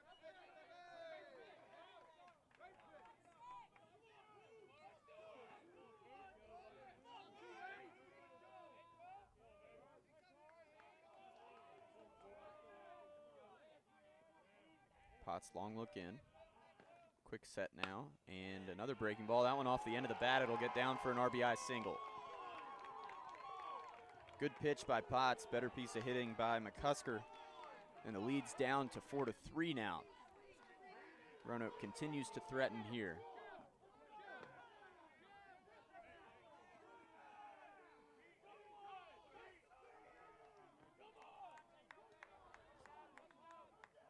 So 2 runs here with 2 outs for the Roanoke Maroons. Owen Lawn, the RBI triple, and now McCusker muscles one out into center field off the end of the bat.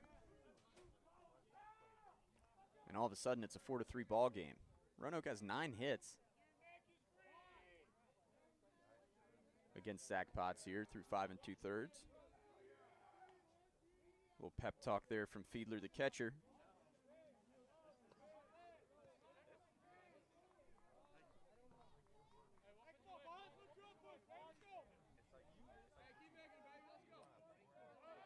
Now batting, left fielder number 2, Jacob Bonzon. There's Jacob Bonzan. Speedy left fielder.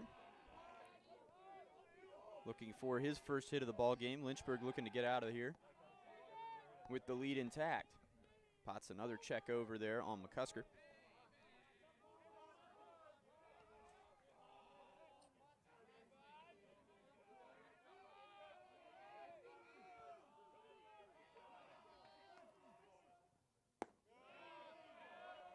Misses there, ball one.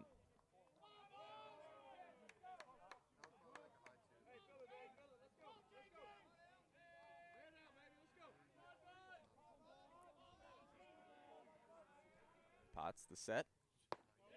Comes home with it, misses low with a fastball. 2-0 now.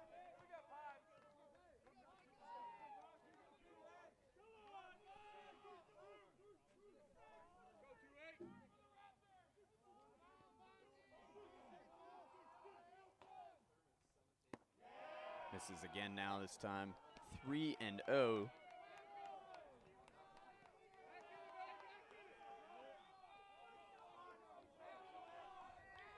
Potts yet to walk anybody.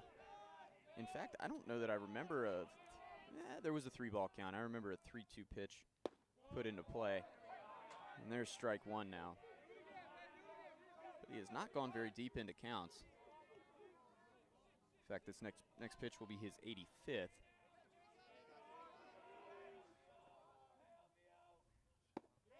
And it will also put Bonzan aboard. So the 2-out walk. Maroons have runners on first and second now here with 2 outs. Trying to knot the score, or maybe with an extra base hit, even take the lead here in game one. Now batting, DH number 20, Jeb Byerly.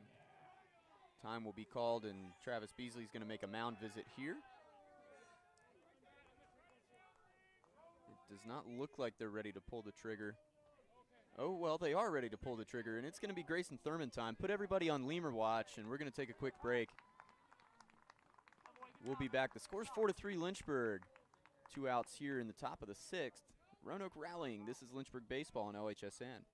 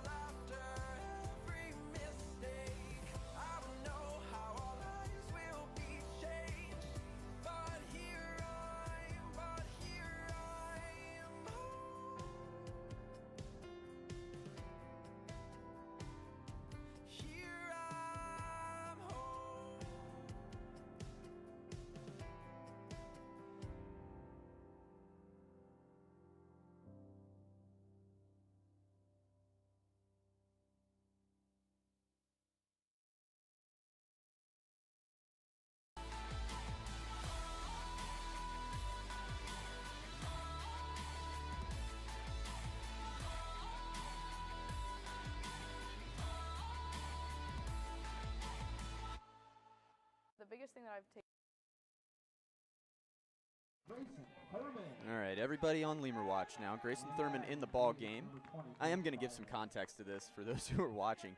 D3 Baseball Podcast. Shout out to Jordan and Jake if you happen to be tuned in. We're doing their South Region preview, and they were on Grayson's bio page here on our website, lynchburgsports.com, if you're interested. First pitch from Thurman, the righty. Curveball in there for strike one.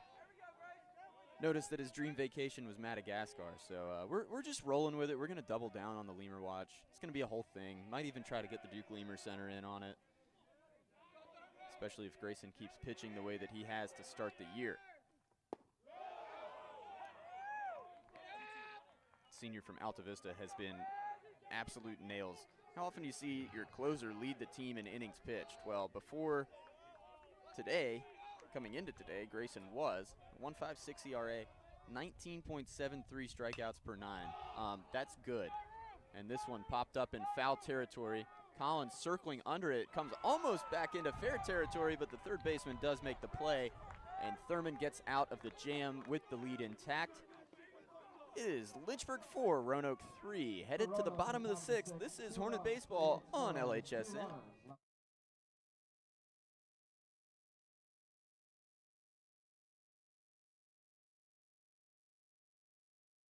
From Westover is probably my interactions with faculty. I started working with Dr. Fryer. He's always available for help, and he makes sure that I get to do the experiments and not just be there while he does them.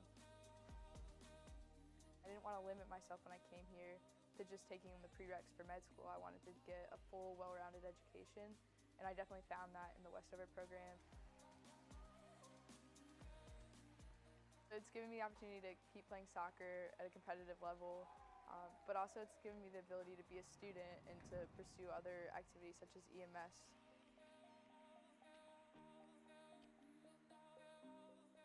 100% do Westover because it's not something they're going to regret, and it's going to be a lot of work, but so is everything else. It's just going to help build their education that they've already had and make them a better person for it.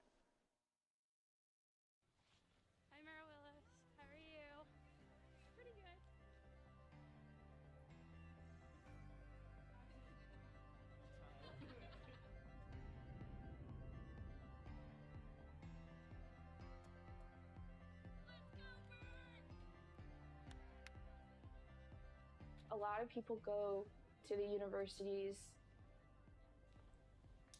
to find something to be a part of while getting their education. And when you come here, Lynchburg is that something, it becomes a family. Bottom of inning number 6 here, James C. Fox Field in Lynchburg, Virginia. University of Lynchburg leading Roanoke College 4-3 here in both teams' Old Dominion Athletic Conference opening ball game.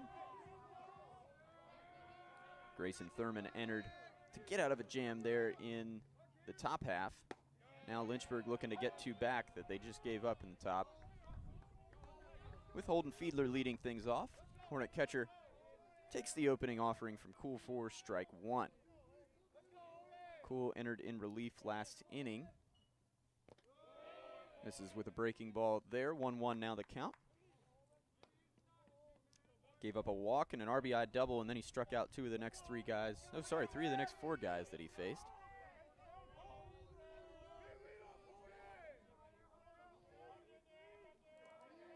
And here we are. Fastball there. Holden can't catch up to it. And now it is 1-2.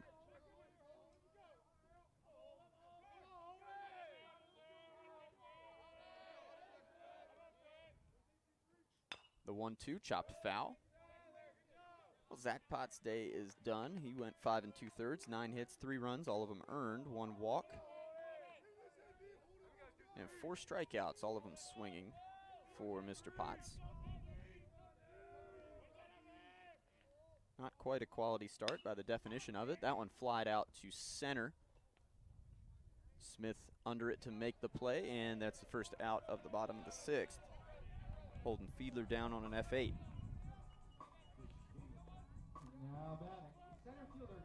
Apologies for the wind noise there. I'm going to see if I can't turn that crowd mic down just a little bit, get it out of your ear.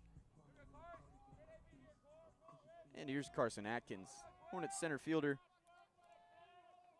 0 for 2 with 2 strikeouts, both of them looking. Carson squares to bunt. That one popped foul. And Roanoke won't have a play on it. 0-1 now to Atkins. Player of the week in the conference last week. Looking for his first hit this week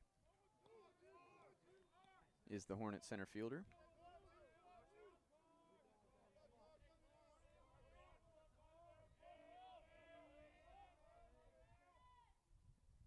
The 0-1, late on a fastball, 0-2.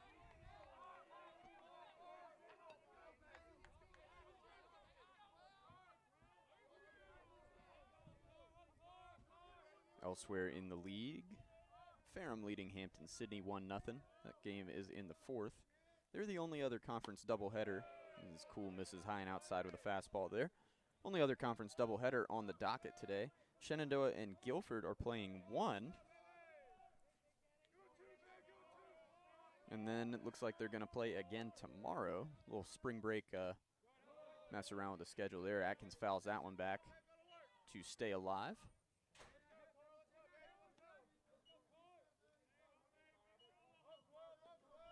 Count is 1-2.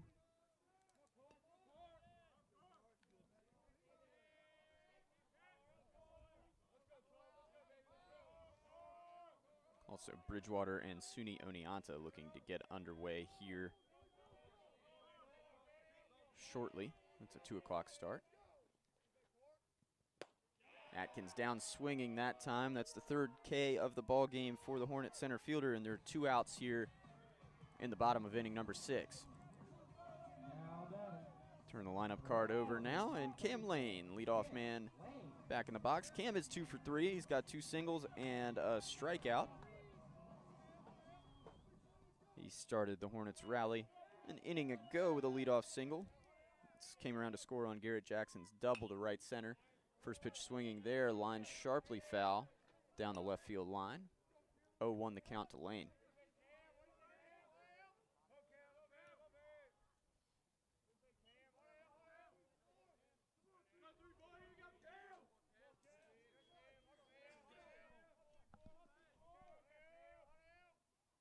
Cool the delivery. Fastball tails away. 1-1 now.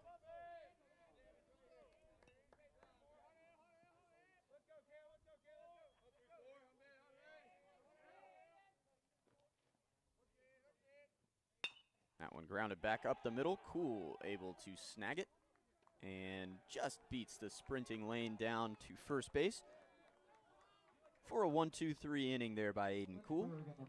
And Lynchburg holding a 4-3 lead as we go to the 7th inning. This is Lynchburg Baseball on the Lynchburg Hornets Sports Network.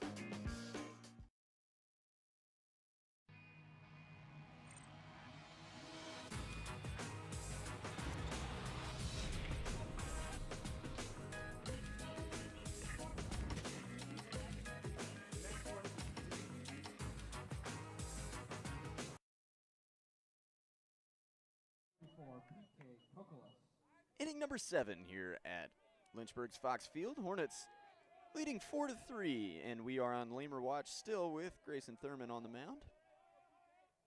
Thurman, the righty from Alta Vista, sets and fires in there at the knees for strike 1 with a fastball. Thurman, fastball, sits low 90s. Mixes it up with a hammer curveball in the mid-70s. And that's just about it. Fastball misses there, 1-1. Thurman, a pretty incredible story. He was a catcher at Alta Vista High, which is one of the smaller high schools in this area. Pitched a little bit, but and he was a hard thrower. They knew he had an arm. He just couldn't find the strike zone. Came here as a freshman, barely saw the field. And as a sophomore, after a year of working with Travis Beasley and Mike Solbach and this coaching staff, became one of the best right-handed relievers in the nation. It's just unreal, and he's been absolute nails ever since. I think it's safe to say Lynchburg would not have won the Old Dominion Athletic Conference Championship in 2021 without Grayson, and would not be contending again for that title, and hopefully, at least for the Hornets, an NCAA run without him here in 2022. That one fisted out to right field, and that will get down for a hit. Lane over and will hold it to a single. Nice job by Kokolas there. on a tough pitch to hit, that ball low, and he's able to get the barrel down and put it off the cap and into the outfield. So leadoff single for the Maroons. Again, just a one-run deficit here, which is why we see Thurman in the game here in the 7th. Will Smith squares to bunt, ball in the dirt. Nice job by Fiedler to keep it in front of him, and everybody will stay where they are.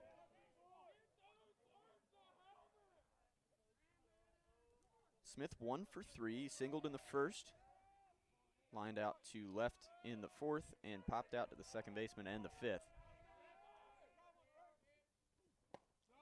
Swing and miss there.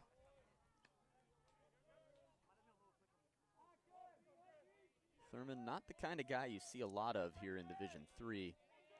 Trying to remember some of the guys that we've seen come through the old ODAC. And looks like they got him picked off. Do they have Kokolas? He's in a pickle there between 1st and 2nd, broke early.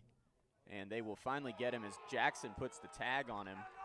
That will go down as a pickoff caught stealing 13613. Is that where we are? Oh, look at us. See, the short-term memory is there. And that's out number 1.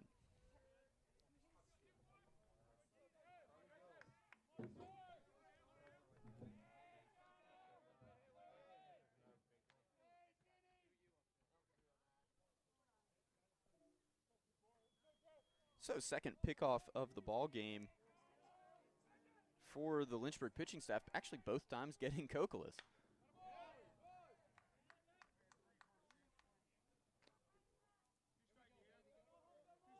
Smith fouls that one back. Yet another hole in Wake Fieldhouse. Of course, Wake was great during COVID, you know, because we could claim it was outside space. There's so many holes in it. That one popped up now. We'll be in fair territory. Kind of in no man's land there as Cam Lane struggling with the sun and the thought of maybe running into Garrett Jackson, who's a large human being. He's able to make the play either way. Second out of the inning now. On the F9 for Smith. Johnny Wall stepping in. 3-hole hitter, riding a 1 for 3. He kicked off Roanoke's 4th inning rally with a 1-out single, and he came around to score on a Connor Butler base hit. Watches strike 1 get the outside corner there from Thurman.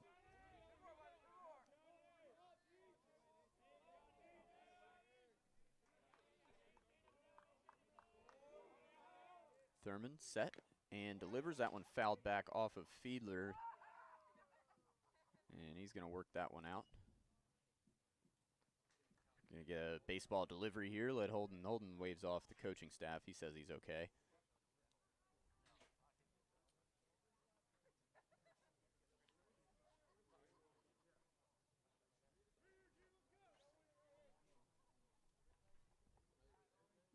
Looks like everything's back to normal here. 0-2, 2 down.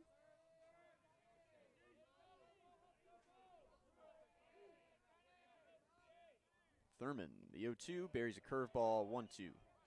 Should have mentioned this coming in, but Roanoke's offense has been among the best in the country so far. 101 runs through 10 games coming in here for the Maroons. 441 on base percentage as a team. Thurman just misses there. 2-2 count, 2 outs, bases empty. Lynchburg holding on to a 4-3 lead here in game 1 of today's ODAC opening doubleheader. That one skied out to right center. Lane is going to camp under it, battling the sun yet again, and that will do it for Roanoke in the 7th. It's time to stretch here at Fox Field. Scores Lynchburg 4, Roanoke 3. This is ODAC Baseball on LHSN. The biggest thing that I've taken from Westover is probably my interactions with faculty. I started working with Dr. Fryer. He's always available for help, and he makes sure that I get to do the experiments and not just be there while he does them. I didn't want to limit myself when I came here to just taking the prereqs for med school. I wanted to get a full, well-rounded education, and I definitely found that in the Westover program.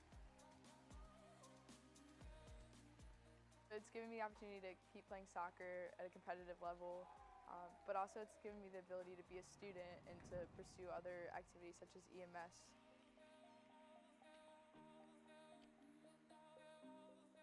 100% do Westover because it's not something they're going to regret, and it's going to be a lot of work, but so is everything else. It's just going to help build their education that they've already had and make them a better person for it.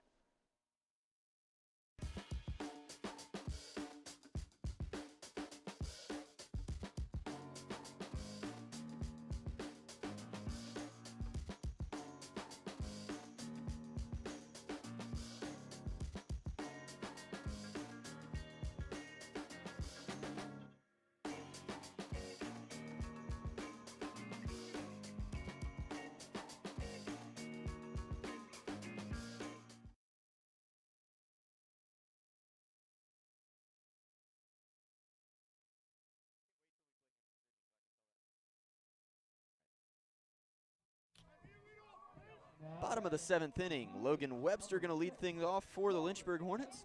Aiden Cool back out for his 3rd inning of work. Pitched a 1-2-3 frame there in the bottom of the 6th. Lynchburg clinging on to a 4-3 lead. Hornets scored 2 in the 4th and, 2 in the 3rd and 2 in the 5th. I can read the scoreboard, believe it or not, as Webster takes a breaking ball that looked to be pretty good, but is called ball 1. Roanoke, meanwhile, 1 in the 4th and 2 in the 6th. Ball 2 now to Webster. Nice debut in the starting lineup for the freshman. He's 1 for 2, and he's scored twice. Once on an Avery Neves sac fly. That one fouled off. And then again, after he walked in the 4th, he came around on Garrett Jackson's double off the top of the fence. Had 2 base hits off the top of the fence today. Something you rarely see. We've now seen twice. 1 for each team. Both brought runs across. Now 3-1 to Webster.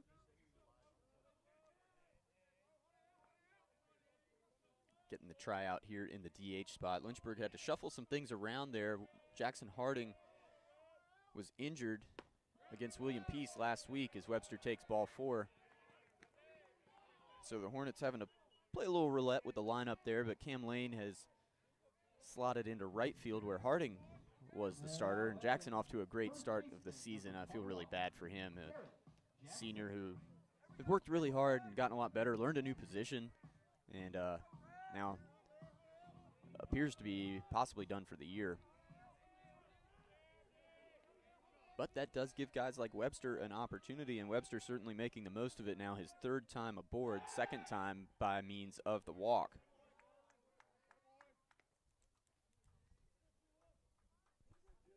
Garrett Jackson is 2 for 2. He's yet to be retired today. Walked in the 1st, singled in the 3rd, and doubled home 2 runs in the 5th.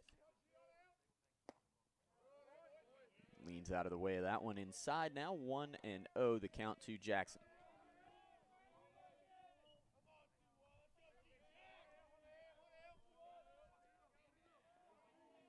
Hornet first baseman steps back in. Aiden Cool checks the runner, comes set. Long hold, and now the pitch. Fastball misses high.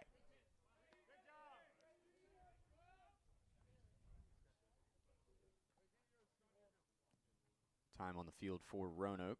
Coach Ulrich waves the infield off, just wants to talk to his battery. So Kokolas out there. And Cool and Zach Ulrich, the head coach of the Roanoke Maroons, having a little conference on the mound now. 2-0 to Garrett Jackson, who's one of the most dangerous hitters in Division III. Certainly understand this is a pivotal at bat with Webster on first, nobody out yet here in the 7th in a 1-run ball game. And Roanoke knowing with Grayson Thurman on the mound, runs are going to be at a premium for them. So prevention is of the utmost importance here. course, they're just a hard ground ball away from 2 out, nobody on as well. Everybody ready. Jackson back in, and a fastball misses just inside. 3-0. Cool, visibly upset with himself for missing a spot on that one. Definitely has the feeling of one of the pivotal moments in this ball game here, as the 3-0 in there for strike one. Jackson taken all the way.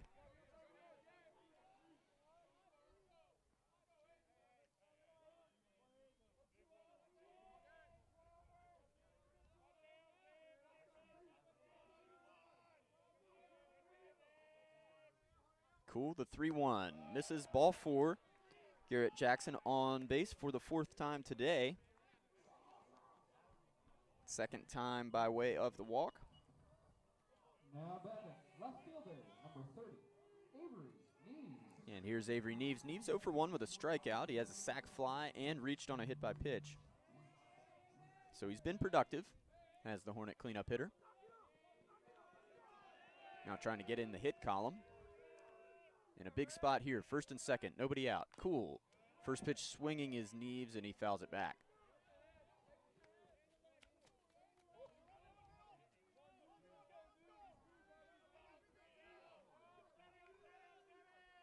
Beautiful day for baseball here in the Hill City, albeit a little chilly outside.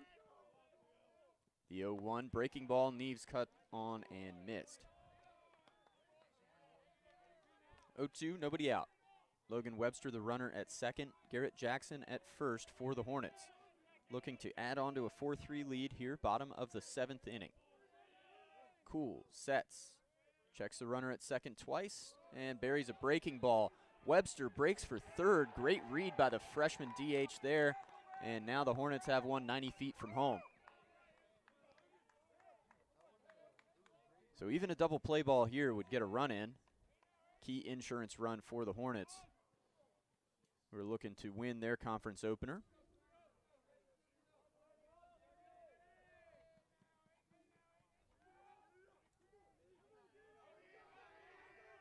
One, 2 to Neves.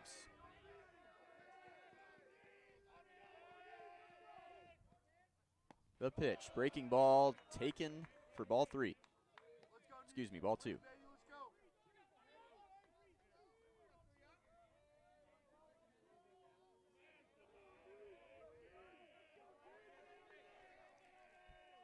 Cool, long hold, the 2-2. Breaking ball again, Neves on top of that one, fouls it off.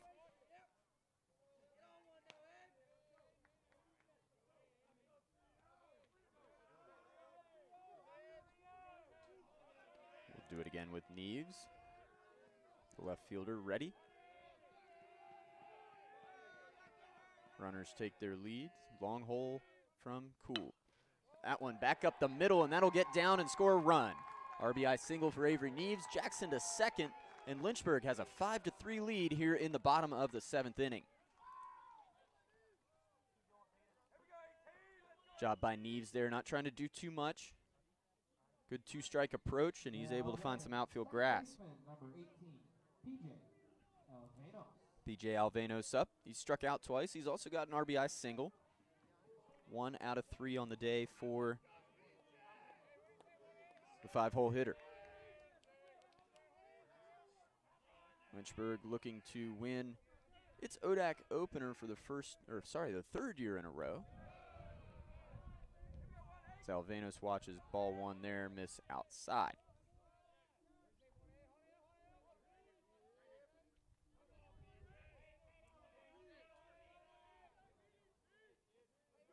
Of course, in 2020, that conference season ended with a 1-1 record, as Alvanos pops this one way up there. Butler, the second baseman, struggling against the sun, but he's able to make the play for out number 1. Alvanos retired for the 3rd time today. And here's Gavin Collins stepping up, also looking for his first hit of the afternoon. He's 0 for 2. He has reached on a hit by pitch. That was 2 innings ago.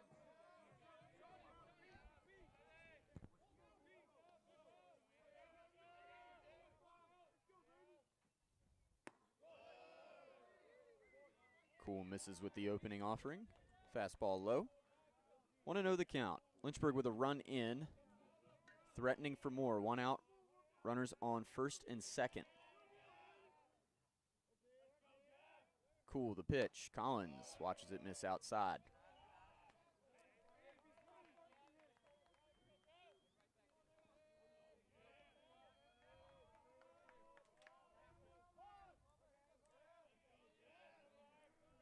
Cool, set, delivers, fastball right down the chute. Now 2-1.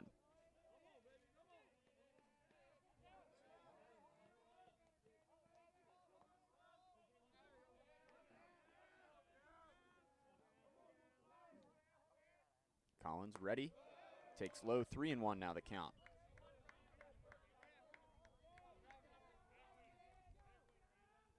Lynchburg at number 7 in the country, not the highest ranked team in action today. Salisbury is up on Elizabethtown, 6-1 in the 8th. 3-2 now to Collins. Of course, the Seagulls ranked number 5 in the nation. Team that won the High Point Regional last year that Lynchburg was a part of. Collins grounded through the hole. That'll be a base hit. Jackson being waved around. The left fielder, Bonzan, spikes the throw, and there won't be a play at the plate. Another insurance run across for the Hornets here in the bottom of the 7th, courtesy of a Gavin Collins RBI single. Somebody put googly eyes on that baseball. It found a hole. Now batting, shortstop number 4, Ryan Long. Neves up to second on the play as it was cut off. He did not advance to third. So first and second, 1 out yet again, and Ryan Long will step in looking for his first hit of the ball game. He's 0 for 3. Flew out to center, grounded out to second, and struck out. Here comes Coach Ulrich, though. It looks like we're going to have a pitching change for the Maroons. The whole infield coming in. I'll just make sure they are, in fact, going to the bullpen. And Cool will hand the ball over. So with 1 out, runners on first and second here in the bottom of the 7th. 2 runs already across for Lynchburg. It's 6-3 Hornets over Roanoke. Maroons changing pitchers. We'll be right back. This is ODAC Baseball on the Lynchburg Hornets Sports Network.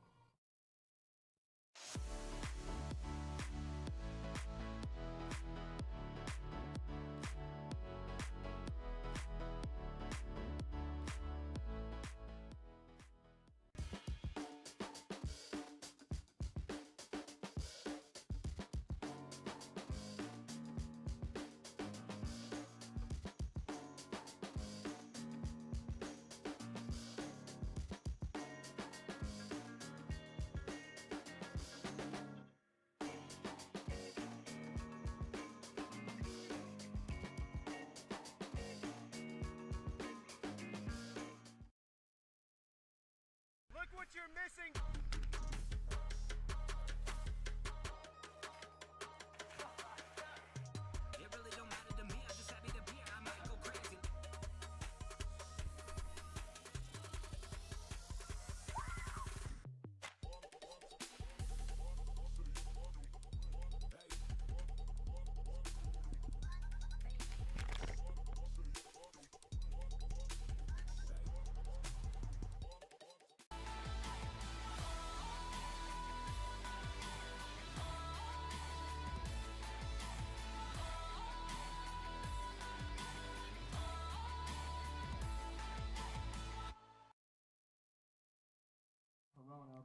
The new pitcher for the Roanoke Maroons is Austin Bancic, right-handed senior out of Huntersville, North Carolina. Number 4, Ryan Long. Little sidearm action here by the 6'4" righty.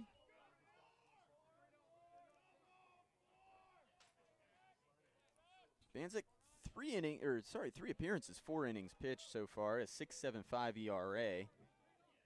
That's 3 earned runs in 4 innings. 2 walks, 3 strikeouts. So small sample size for Bancic in here trying to keep things close as Lynchburg out to a 6-3 lead now with 2 runs across here in the bottom of the 7th. First pitch tailing fastball from Bancic in for strike 1. Used to be all these sidearmers through for Bridgewater. I guess everybody else is expanding their horizons. Seriously, Bridgewater used to just, it was a bullpen full of sidearm guys. It was crazy. Arm barn, yes, arm barn. Bancek in for strike 2, filling up the zone here early is number 3.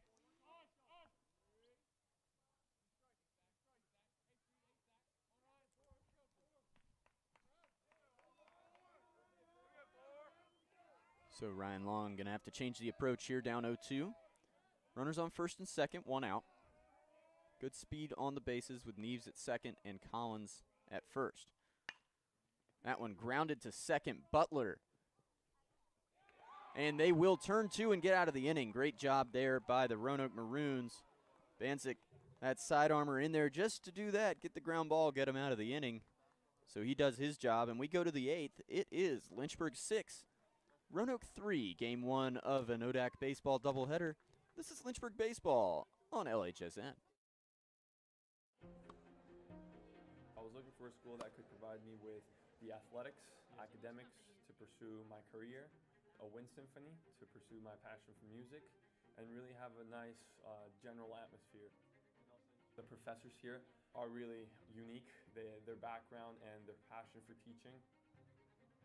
It's really a place where you can explore. Lynchburg gives you the opportunity to fail, but also get back up in that period of time and learn from your mistakes. I can make these mistakes within the school environment, but also with the support of other friends, and be ready for the real world when you graduate.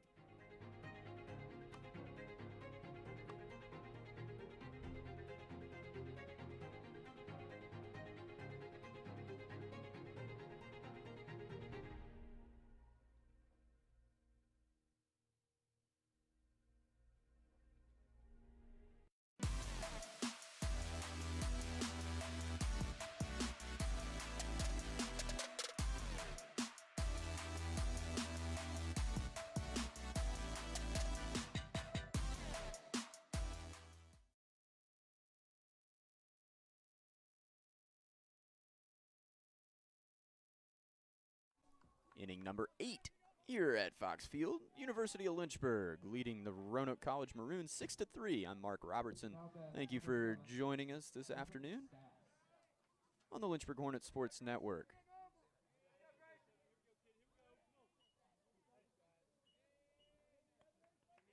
Shout out to Thomas and Brian for helping us out, our great LHSN crew today. Grayson Thurman gets the sign to open up the 8th inning. Misses with a curveball high, does the right-handed reliever. Mason Stas just turned that nice double play to end the last half for Roanoke. Now he'll lead off this half, looking for his 3rd hit of the afternoon, and he will get it. Sharp single out to Neves in left. And Roanoke has the leadoff man aboard here in the 8th. Recap the scoring there. Lynchburg took a 2-0 lead in the 3rd. Roanoke got one back in the top of the 4th. Hornets opened it up to 4-1 on a Garrett Jackson 2-run double in the 5th. Maroons got those runs right back in the 6th, and then Lynchburg with 2 more in the bottom of the 7th. That was last half inning. Now a 6-3 lead. Butler, who started that inning-ending double play, ahead in the count now 1-0 as Thurman missed high with a fastball. That one center cut fastball. Good wood on it for Butler, but it's right at Neves, who has it played. And it's the first out of the inning.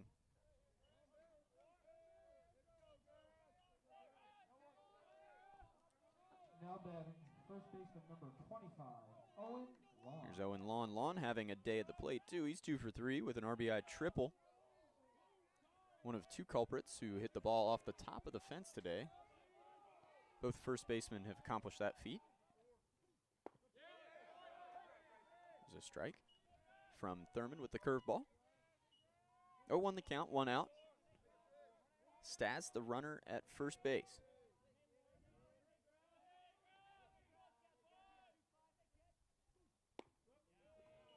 Breaking ball misses now 1-1.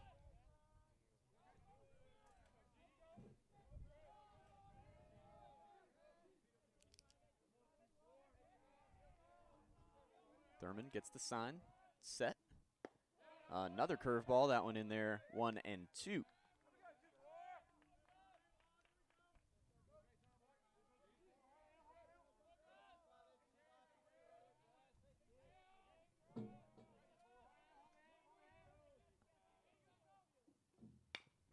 Another curveball rolled over to short, long, over to second. Alvenos, the turn, not in time. Hornets will get the second out of the inning on the play, though. That'll go down as a fielder's choice. And Carson McCusker will come up with 2 out. The Roanoke right fielder is 1 for 3. He had an RBI single 2 innings ago. Number 16, Carson McCusker.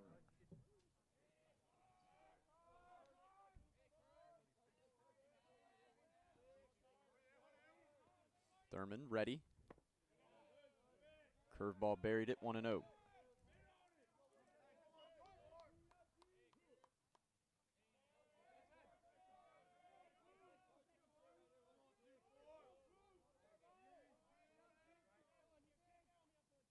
Thurman, the sign, the pitch, fastball popped up. Alvenos and Lane coming together. It will be Lane, the right fielder, to make the play. Retreats to get his hat, but Lynchburg out of the inning unscathed. Hornets lead 6-3, looking to add on here in the bottom of the 8th inning. This is Lynchburg baseball on LHSN.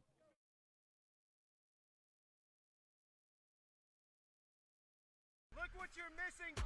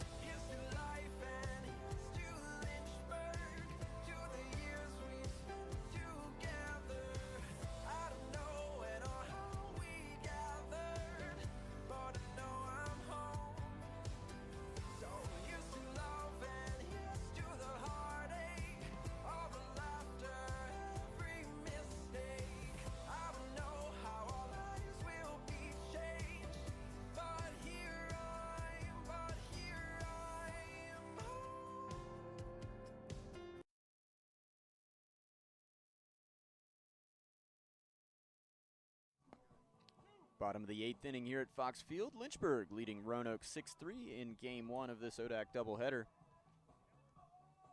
And we have a pitching change for the Maroons. Number 1 on the mound. 42 on the roster. Number 1 on the mound is actually number 42. That's Colby Roy, High Point, North Carolina native. Shout out to Oscar Garcia.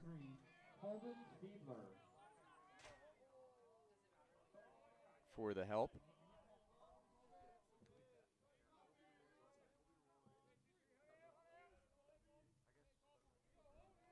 Roy making his 4th appearance. He's got a 1-1 record. First pitch fastball is in there for a strike to Holden Fiedler. 4.26 ERA for Roy.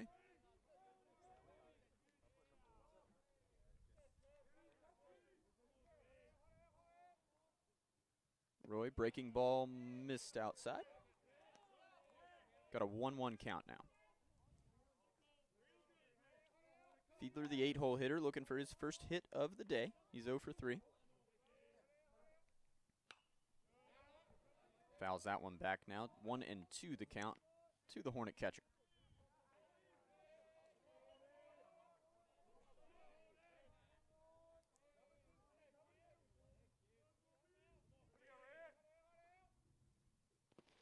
Another breaking ball, another ball in the dirt.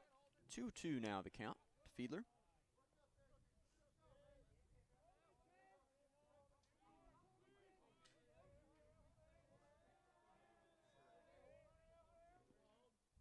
Roy, the delivery fouled off of Fiedler. We'll do it again at 2-2. Mentioned Salisbury now with a 6-4 lead over E-Town. Other ranked teams in action. Of course, number 1 team in the country. I missed it earlier, but SUNY Cortland out to an early 1-0 lead off this Case Western Reserve team that Roanoke swept earlier this week. Birmingham Southern leading Rhodes in the 6th. Number 9, Texas Dallas and Wash U playing an important series. That one fouled out of play by Fiedler. Again, 2-2 the count. And number 15, LaGrange. We know them from that South Regional last year. Playing a USA South series with North Carolina Wesleyan today. LaGrange leading that one 9-7 in the top of the 9th. That one will have some regional implications as well that both teams out here on this field are interested in, as the ODAC looks to become a multi-bid league again this year after sending just one team, your Lynchburg Hornets that is, to the NCAA tournament a year ago. Fiedler now awaiting the 8th pitch of this at-bat. Roy delivers, and Fiedler grounds it in the hole. Diving stop there by Staz, but it'll be an infield single for the Hornet catcher, Holden Fiedler, here to lead off the 8th inning. Now batting. Center fielder number Bottom of the lineup now in Carson Atkins. Atkins also 0 for 3. He's struck out 3 times. Looking to get off that schneid, certainly. And there may be something on as Coach Jones gives his numerical signs. I would be totally lost in today's game. There's no way I could read a table that fast.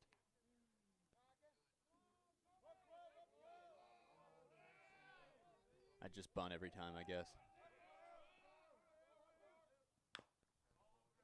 Atkins fouls that one off. 0-1 now the count to the Hornet center fielder. So the bunt not on there. Fiedler, Brady, is he the slowest guy on the team? If not, he's close. Not really a threat to run. He could also fall over and be back on the bag. Atkins does square to bunt there. Curveball's in the dirt now. 1-1 the count.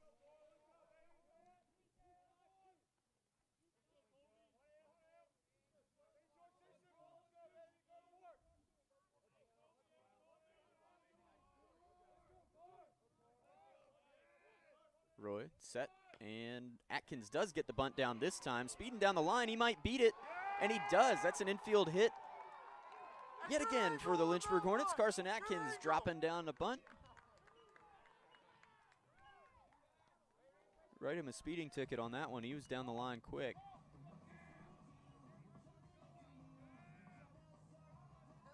Lynchburg looking to add on to the lead here now. The top of the order in Cam Lane. Lane is 2 for 4, a couple of singles in the 1st and 5th innings. This is his first time up to bat with anybody on base. Fiedler the runner at 2nd, Atkins at 1st. Should score on a ball in the gap with his speed. Lane a big cut there, comes up empty 0-1. Nobody out.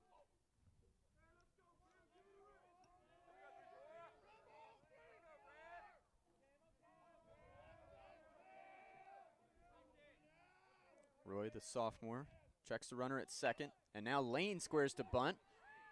Roy going to 3rd on the play for the force out, and that will be the first out of the inning on the fielder's choice. Lane, I guess, bunted that a little harder than he meant to, and the pitcher able to make a good athletic play off the mound and record the out.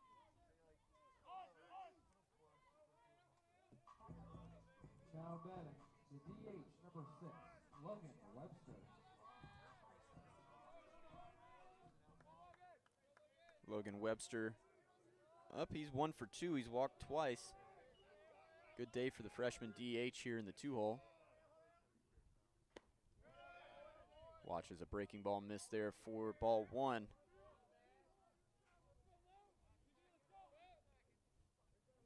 Carson Atkins halfway to 3rd out there with a secondary lead. Dancing around. Just trying to play a little game here with the Maroon defense.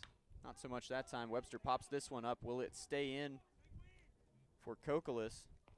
And he made contact with the umpire, and that might have thrown him off balance a little bit. He's not able to make the play. So new life here for Webster. Unfortunate there for the Roanoke catcher.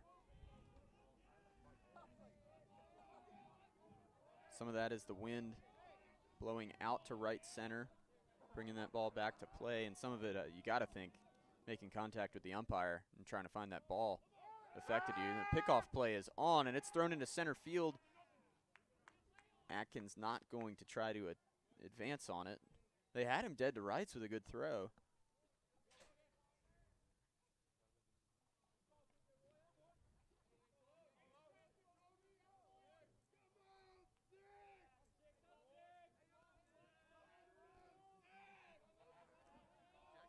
Now the 1-1, one out.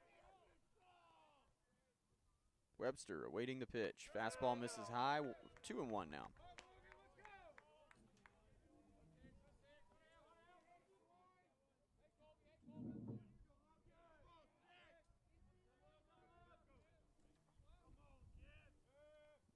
Roy, the 2-1. Fastball lined into left field. That's a base hit. They're going to wave Atkins around. Bonzon the throw.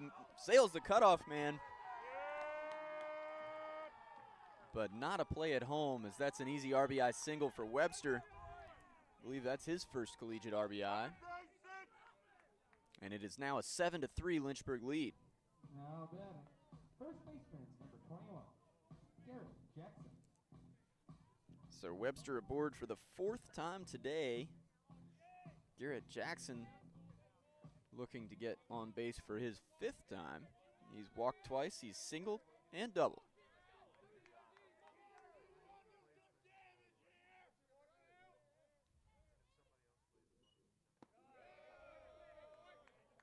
Jackson watches a curveball miss. You see Roanoke's bullpen hustling to get a guy loose down the right field line.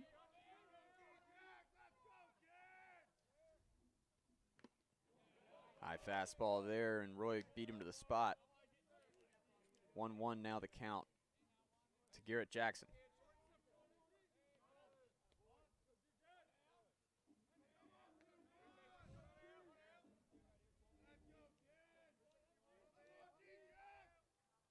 Roy checks the runner.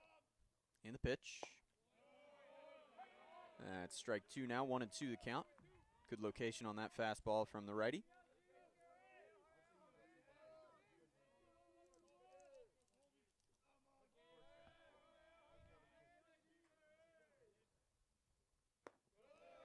Roy looked like a fork ball there. Was that a straight up knuckleball?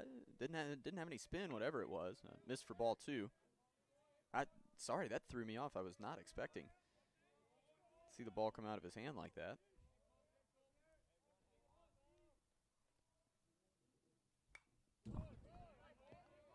That one looked like some kind of change up too. So I don't know if he's throwing like a split change that's just got a little bit of a weird. If somebody wants to tweet at us, that'd be great. I'd like to know what that pitch is.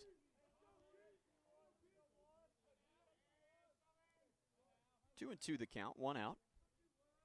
Garrett Jackson, the batter. Colby Roy, the pitcher.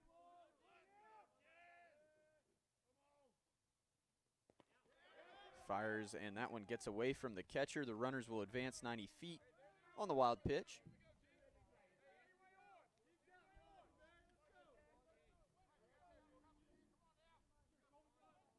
Three-two now, 1 out, and all of a sudden a base open if you don't want to pitch to Jackson, but if you opt not to, you got the first-team All-American Avery Neves on the on-deck circle. Lynchburg really looking to break this game open here.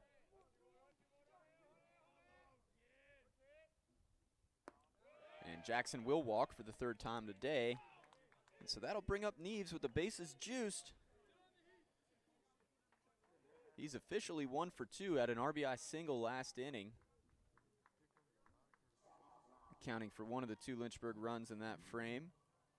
He was hit by a pitch, has a sac fly, and is also struck out.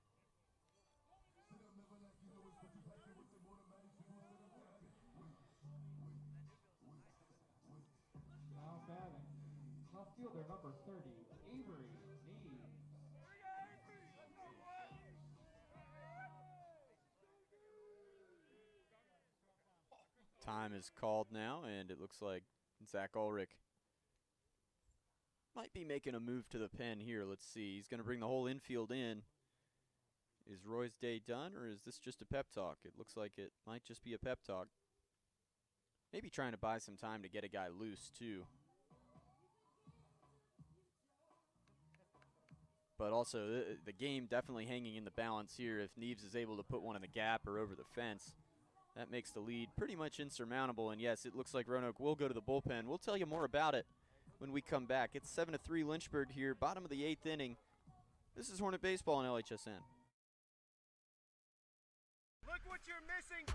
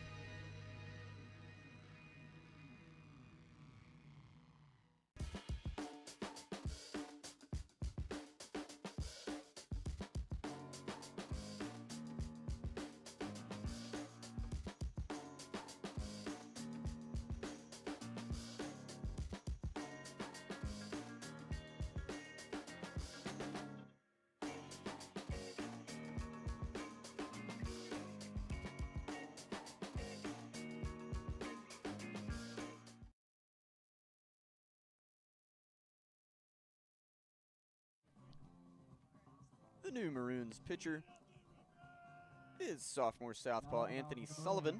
Number 33, Anthony Sullivan, 6 foot 170, out of Huntersville, North Carolina. He's making his 5th appearance of 2022. Just 2 2/3 innings, though. I guess he's been kind of a left-on-left specialist. Has not allowed an earned run yet. 1 unearned, 1 hit in those 2 2/3. And he'll face Avery Neves, and he'll bend a breaking ball in there for strike 1 at the knees. At the Neves. Sure nobody's made that joke before. 0-1 count to the Hornet cleanup hitter. Bases full of Lynchburg Hornets. Neves swinging a miss, now 0-2 the count to the All-America left fielder. Credit to Sullivan here, coming in and attacking the most dangerous hitter in the Old Dominion Athletic Conference right out of the pen. That one skips away from the catcher, but they won't try it. That's Cam Lane at third, thinking a little better of it. 7-3 game. I mean, you don't want to quelch this rally by taking a risk on the base paths. Coach Jones probably over there telling him the exact opposite right now. Hey, you got to read that in the dirt and trust it. Well, Lucas knows a lot more about baseball than I do, so I'll defer to him. 1-2 count. Sullivan set and the pitch. Breaking ball outside. 2-2.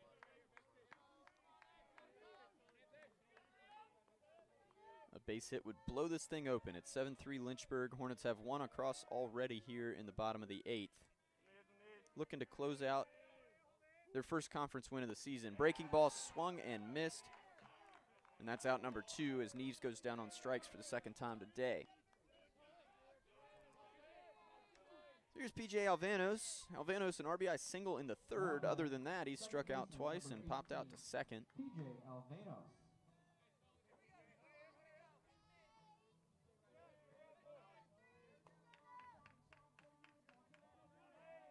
Hornets second baseman steps in. Left on left matchup. Lane on 3rd, Webster 2nd, Jackson on 1st. And 2 out as Alvanos watches strike number 1.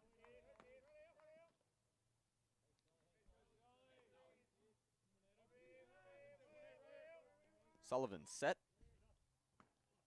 And the pitch Center cut, Alvanos a little late on it. Fouls it off 0-2.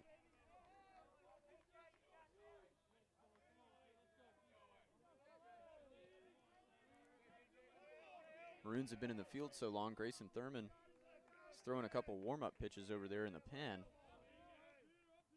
Alvanos, 2 strikes. Lays off that curveball in the dirt. 1-2 now the count. To P.J. Alvanos. Senior second baseman.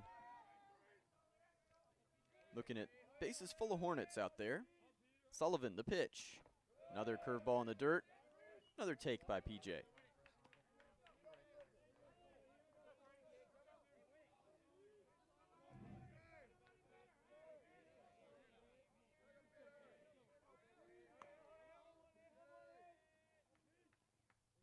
The 2-2. Fastball in on the hands, fought off by Alvanos. Do it again at 2-2.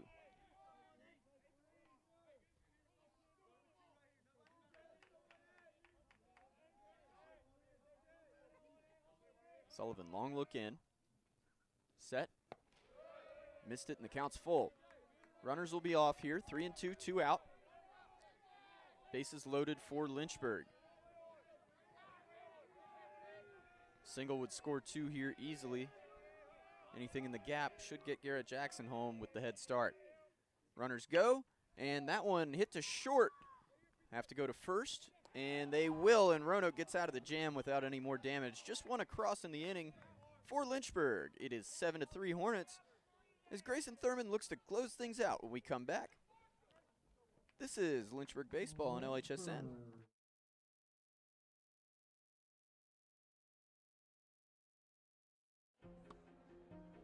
I was looking for a school that could provide me with the athletics, academics to pursue my career, a wind symphony to pursue my passion for music, and really have a nice general atmosphere.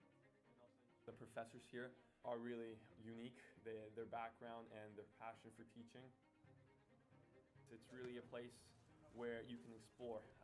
Lynchburg gives you the opportunity to fail, but also get back up in that period of time and learn from your mistakes. I can make these mistakes within the school environment, but also with the support of other friends, and be ready for the real world when you graduate.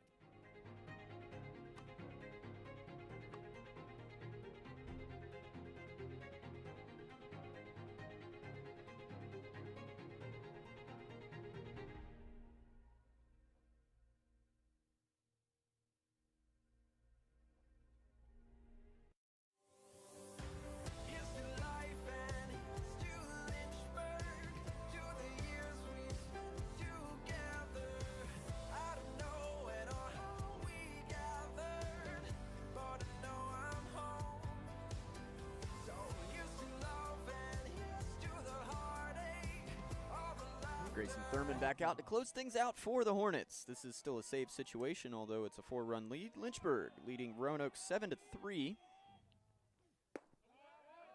Jacob Bonzon, the hitter for Roanoke, watches strike 1, a fastball on the outside part of the plate. Bonzon 0 for 2. He walked last time up. Played a nice left field for Roanoke here in game 1 as he watches strike 2 now. 0-2 the count. Thurman in search of save number 6 this season already.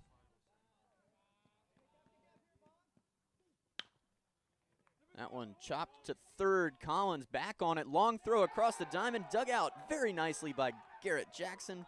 And that's out number 1. That is a play, and I'll say it again, that is a play the Lynchburg Hornets did not make last year. On either side. Collins making the right decision. That's one of those tough ones. It's sort of a tweener. You don't know if you should charge it and try to make the throw on the run or back up and plant and throw. And Jackson does not dig that ball out last year either. 2 outs away now for the Hornets. Thurman, curveball in for strike 1 to Jeb Byerly. Byerly 1 for 3. He singled in my clipboard's covering, the 5th inning. Another curveball, this one chopped to second. Alvanos charging, Can he make the play in time? Yes, he can, and that's out number 2.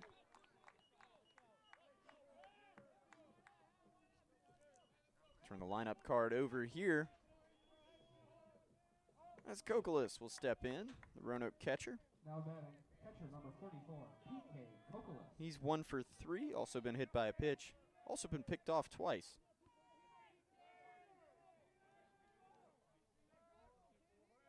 He actually greeted Thurman in the 7th with a single. Thurman entered with 2 outs in the 6th.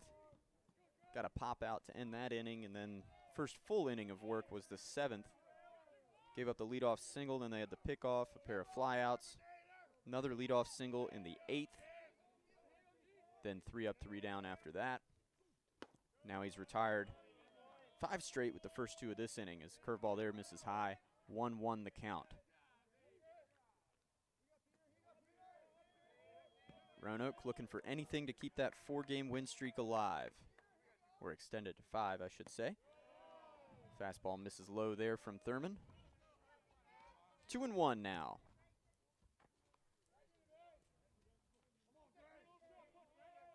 The Maroons and the Hornets been 2 of the better teams in the ODAC the past couple years. Of course, Lynchburg winning it last year.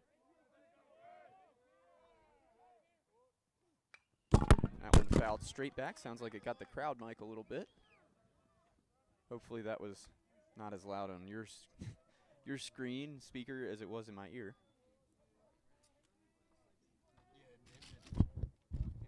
Sounds like it's getting fixed now. I'm going to turn that thing down for a second so they can work on it down there. And we'll come back to it here in a second.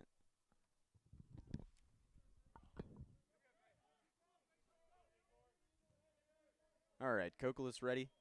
Thurman gets the sign, set, and the pitch popped up. That will be out of play. Lynchburg a strike away from an ODAC opening victory here. We're all on Lemur watch with Grayson Thurman on the mound. Here we go, 2-4. Let's go, Grayson.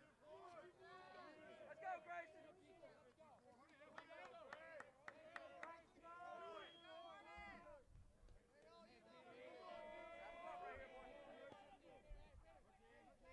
Thurman, the sign, the pitch. Curveball hit down the line, foul. 2-2 again.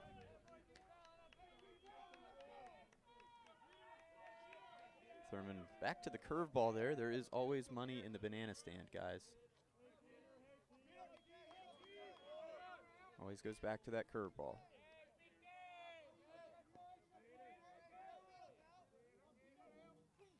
Set, and that time he did go fastball, fouled away again by Kokolis. It's the 5th foul ball of this at bat.